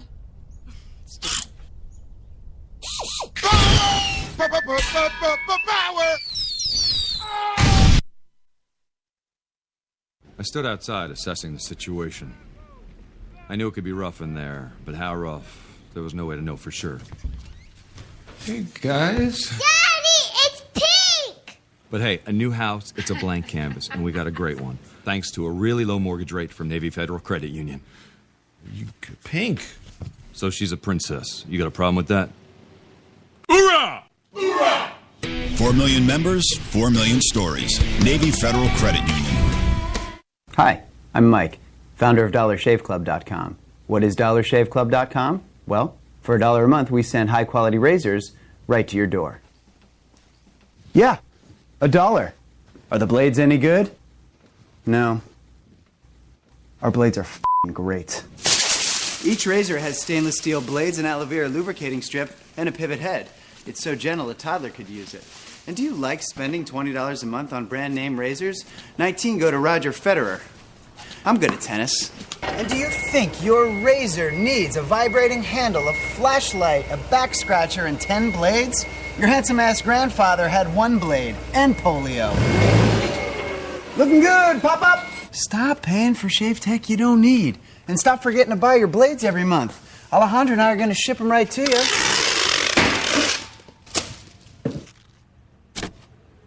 We're not just selling razors, we're also making new jobs. Alejandro, what were you doing last month? Not working. What are you doing now? Working. I'm no Vanderbilt, but this train makes hay. So stop forgetting to buy your blades every month and start deciding where you're going to stack all those dollar bills I'm saving you.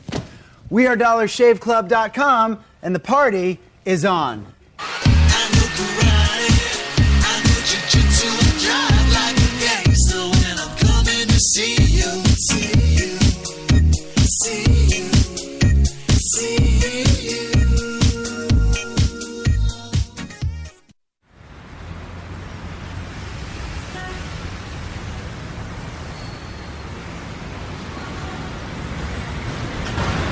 I've been so inspired by being in New York because everything from what people are wearing on the street to the way they're interacting with each other to drive through the West Village at night and you see a couple kissing on the street, or you see someone fighting outside their apartment, or you see so much humanity on a daily basis that even if you're not inspired by your own life that day, you can be inspired by someone else's life. You got that long hair, slicked back, white t-shirt, and I got that good girl face and a tight little skirt. And when we go crashing down, we come back every time, 'cause we never go out, we never style, we never go out of style. Take me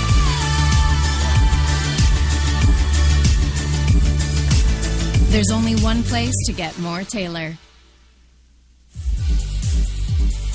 You've got it locked to HTLA Radio 1, New York.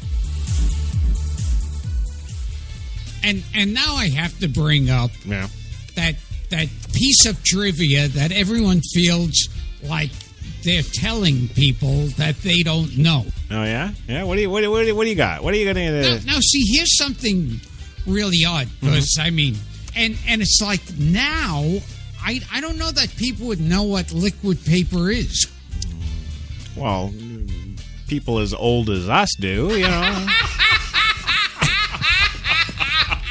I think that's I don't know. It's kind of silly for you to bring up. I mean,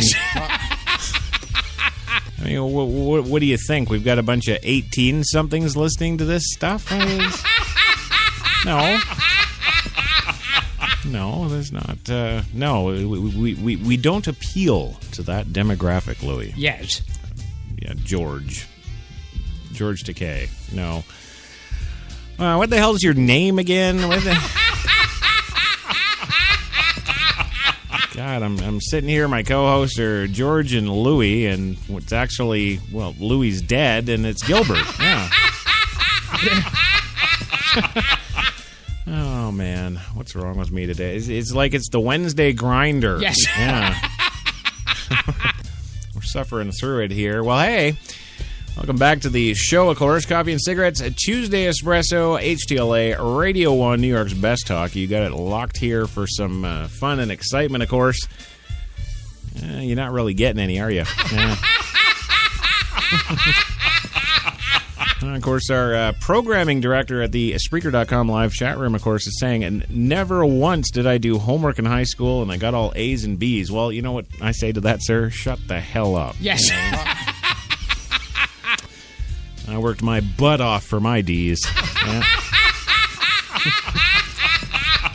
Yes, I did. Day and night, it's all right. Doing my homework, yo. Yeah. You know, I'm the most talented guy in this room. Well, you know, today I'll give you that room you're in and this one too. How about that? Wait a minute, I got lost. HTLA. Oh, HTLA. Hell is that? It's good to hear you still alive, sir. Yeah.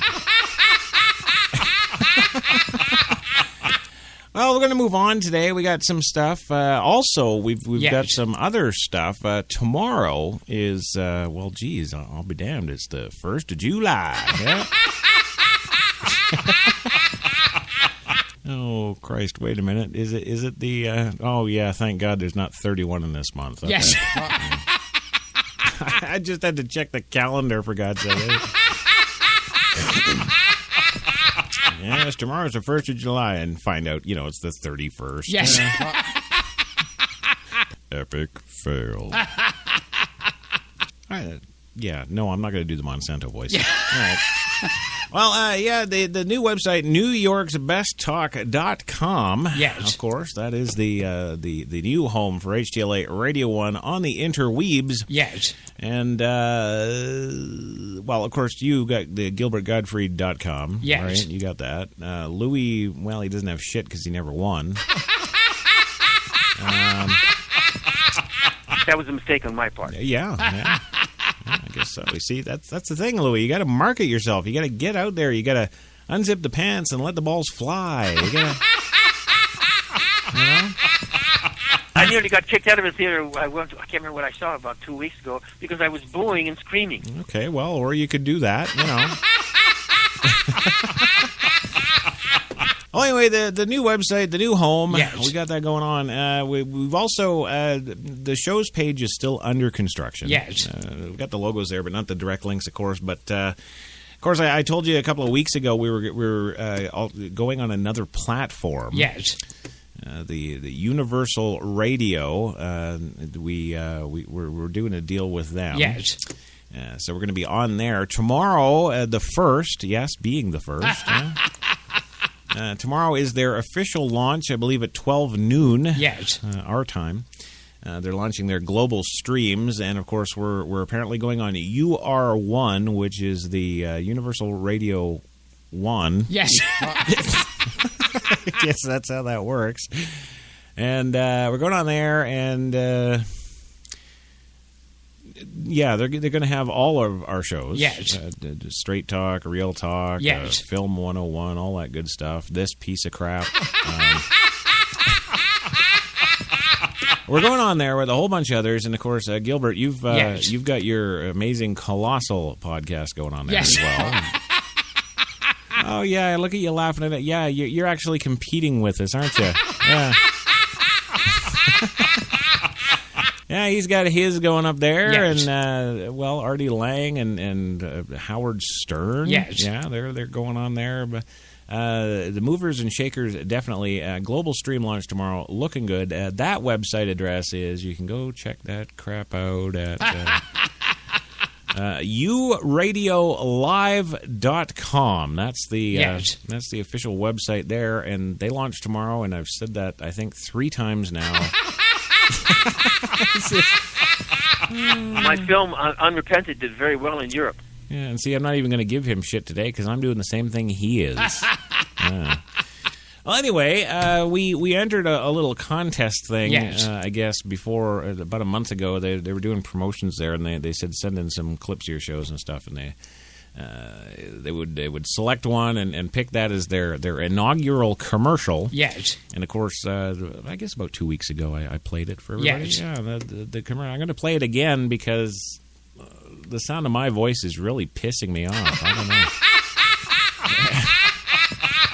So I'm going to play the commercial and wish us all luck tomorrow when the thing goes live and we get out there in like, I don't know, international syndication of the globe or something. And, Yes. and hope that we last longer than one day. But anyway, without further ado, here is the commercial for the new platform there, and we are excited and enjoyed to be selected to be in that. And away we go. Hang on, where is it? There. Okay, well, hey, that's it. So all that and so much more today. Oh man, this is hysterical. Never has serious news been so entertaining. What are you doing anyway? I'm listening to the most amazing new broadcast site ever. They stream talk shows, music, informational programming, everything, 24/7, 365. I can't shut it off. Well, what's it called? Can I listen on my phone? Oh, definitely. You can download the mobile app right now from the website. It's free. It's Universal Radio at uradiolive.com. Cool.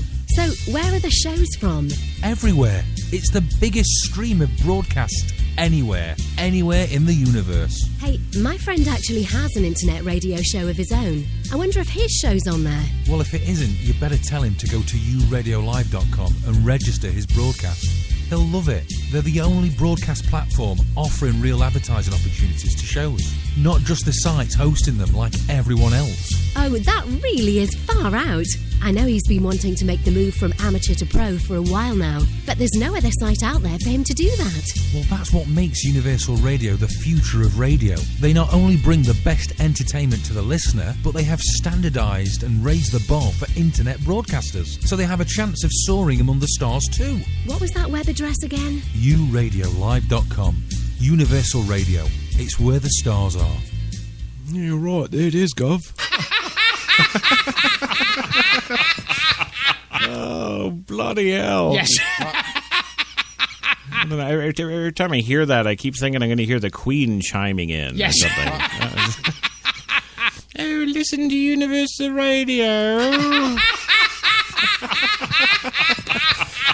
All right, go a half an hour. Do I get 50,000? I don't think they're going to let you on there. No. I mean, well, I guess maybe, by way of this show, yes. Unfortunately. But that's it. That's the new platform. Yes. There it is, uradiolive.com. Check it out. All kinds of great stuff going to be there, apparently. And, I don't really give a flying shit about anybody else, but...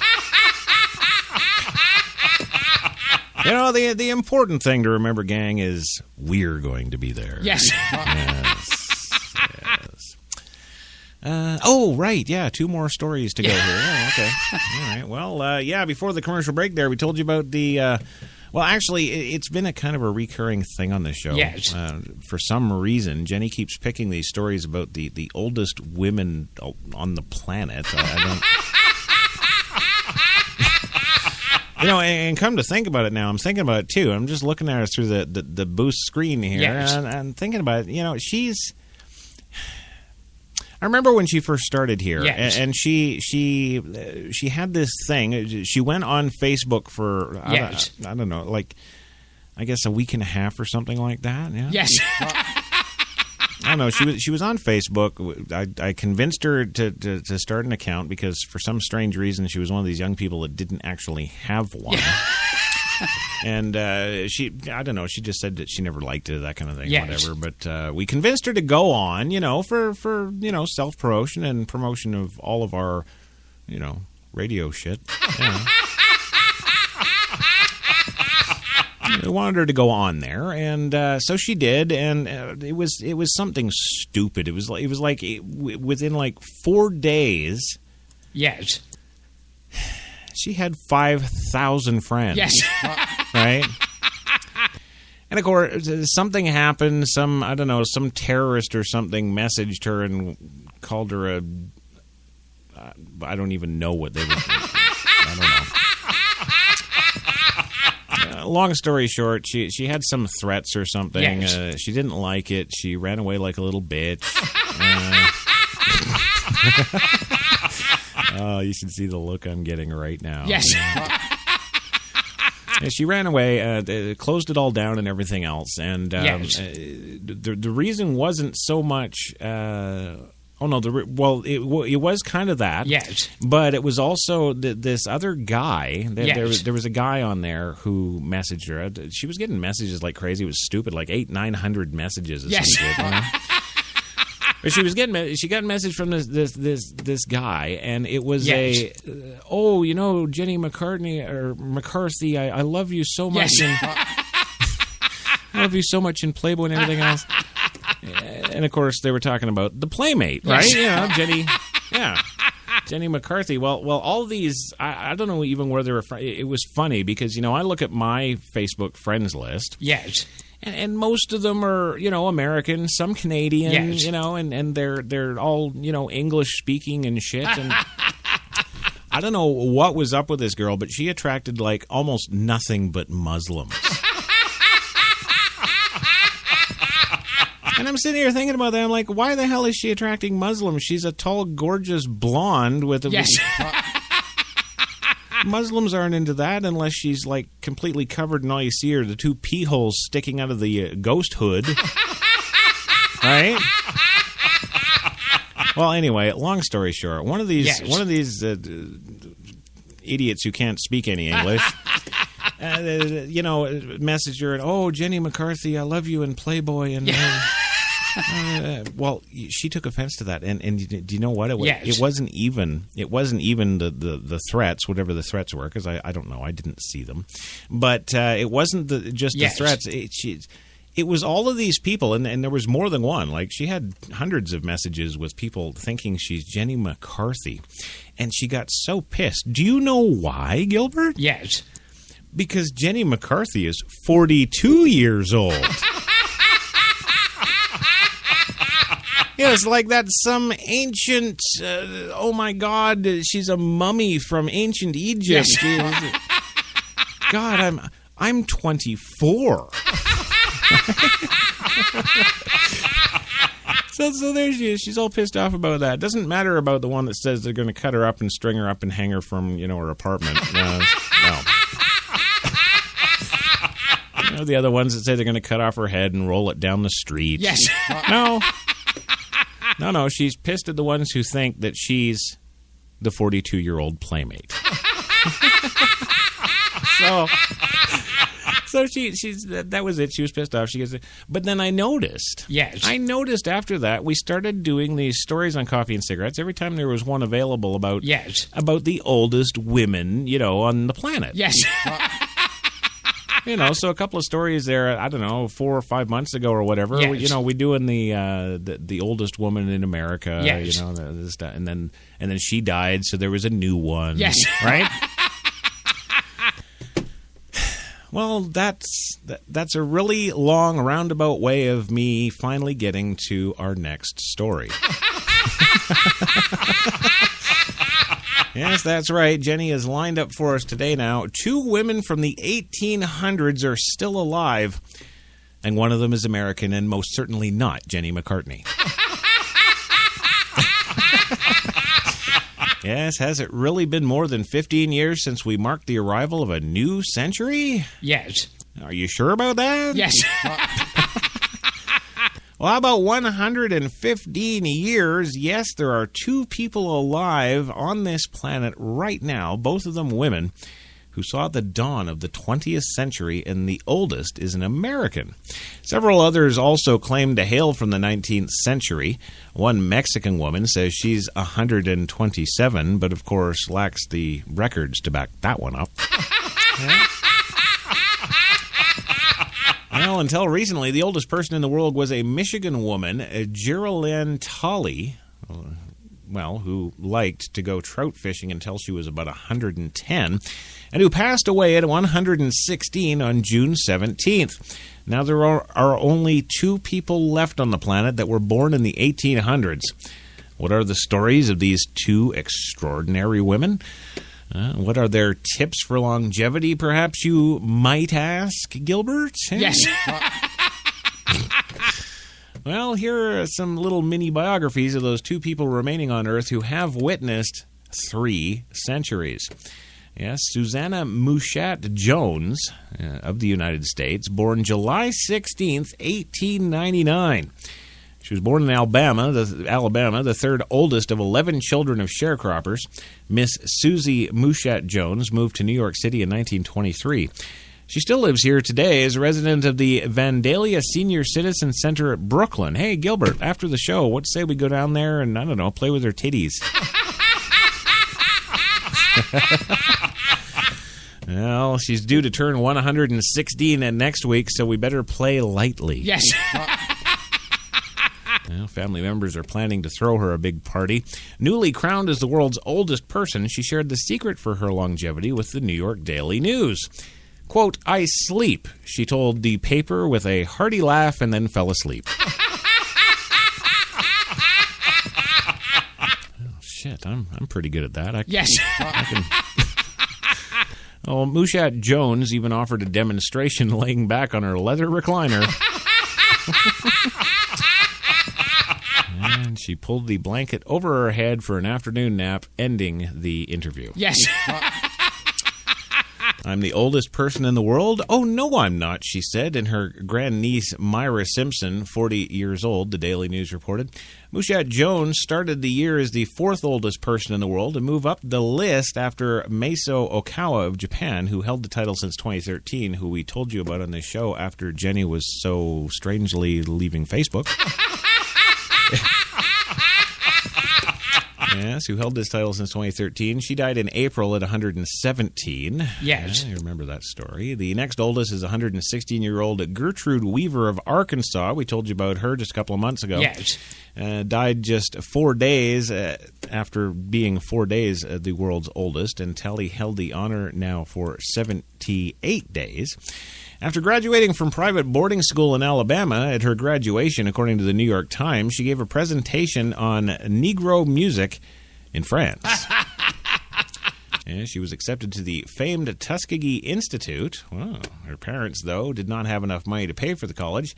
So she decided to move to New York, where the Harlem Renaissance was in its early stages. She married, but divorced within 5 years and had no children, and worked mostly caring for children of wealthy families before retiring in 1965. She's kind, has a tremendous work ethic, and enjoys life. Jones' 80-something niece, Latvia Watson, told the Daily News.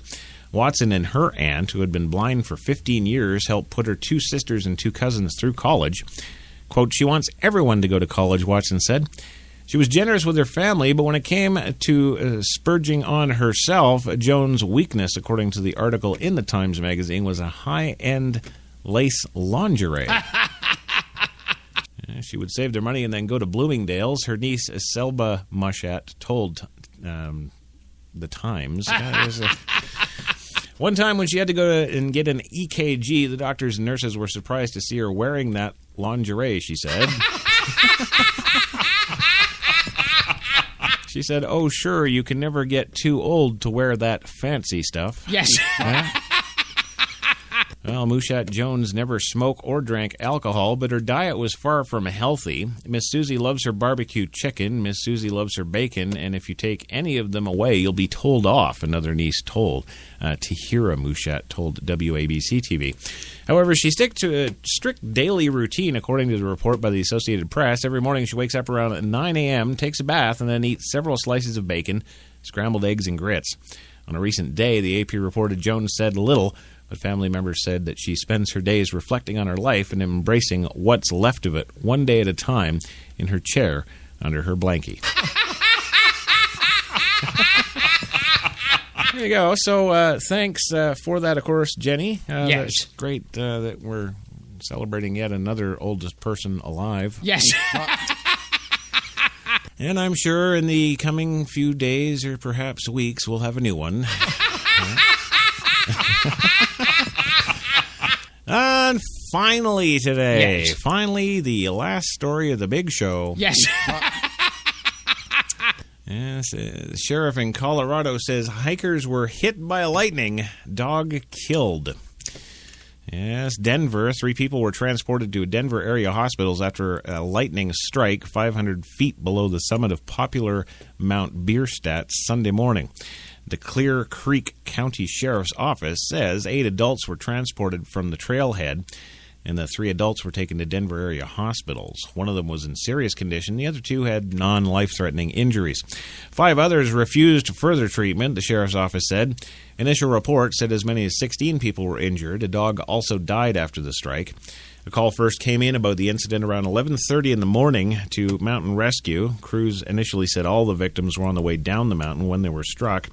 The storm came through really fast, says Peter Hunter. Didn't really see the clouds building as we'd expect in the distance. It was kind of like they built right on the summit, he said. Madeline Ripley was on the peak with friends and shocked by the strike while touching a rock. I felt lightning and I just started running back down and I kept going, she says. Smoking and charred. Well, 2 hikers were missing for a short time, according to the sheriff's office, but they were later found by the National Guard, a helicopter that was flown in for the search. Authorities say that they were college students from out of state. Multiple area agencies were involved in the rescue, victims not able to be airlifted directly off the mountain due to weather conditions, though Flight for Life units were called. A Black Hawk helicopter was also requested and used.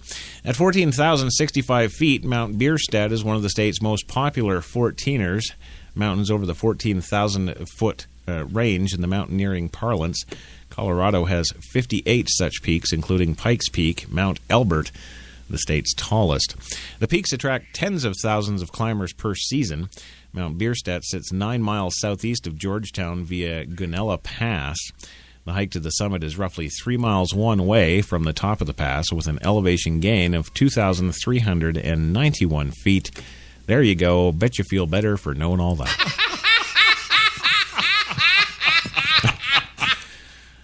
I don't know what the hell's wrong with me and the rest of the world. I don't know. It's crazy. Oh, no, I would say, go ahead. Oh, well, thanks. Yeah. You know what? I don't think it's just me that screwed up today. Yes. No. No, the Spreaker.com chat room, everybody's there is dead. I'm pretty sure Louis had a stroke. Yes. And you, I just don't know where you get all that oxygen from. I don't know. Well, anyway, gang, that's all we got for today at 4:55 in the p.m. in the big city. Still 80 degrees, New York, Central Park, sunny and happy. I'm going to get the hell out there because you all are screwed. I'd like to thank the one, the only Louis Lawless for being here today, sir. Always good to have you. Don't have a stroke. You know how to spell my last name on the check, right? It's Louis Lawless. All right, go ahead and have a stroke. Good to have you here, and appreciate it, and I love you. And, it's about fucking time. Move on. Move on. Well, also, as always, of course, the one, the only Gilbert, thank you. Thank you for listening and support the show for the love of God. And the love of Monsanto. Yes. You love Monsanto. Ah, yes, we do. We love Monsanto. We also love our listeners out there. iTunes, iHeart, Spreaker, Stitcher, Podcast One, and coming up tomorrow to you, Universal Radio. Yes. Holy shit, we're coming at you from every angle. Yeah. Well, you know, and you can't beat that for exciting joy. You know, you get us in HD. Yes. We're everywhere you turn. You keep turning the channels. We're going to be on TV soon. Oh, then you'll all be screwed. Yes. I'd like to thank, of course, Jenny McCartney in the booth, pushing those buttons, making us go on that PreSonus beautiful digital mixer. Thank you, PreSonus, for that beautiful digital mixer. Thank you, Tim Hortons, New York City. Now with those 8 fine locations in the city to serve all of your coffee and baked goods needs. Tim Hortons is always fresh, and we've got them here, and we couldn't be happier. Thank you, Tim Hortons. And, yeah, you all out there in listener land, wherever the heck you are, you have yourselves a good day, and if you can, send me some video of those power washers falling off the building here. Yeah. Well, you know, I was busy. I couldn't see them go. Yes. You know. Anyway, gang, have yourselves a great day. We'll see you here tomorrow at 3 p.m. Eastern for the Wednesday Grinder.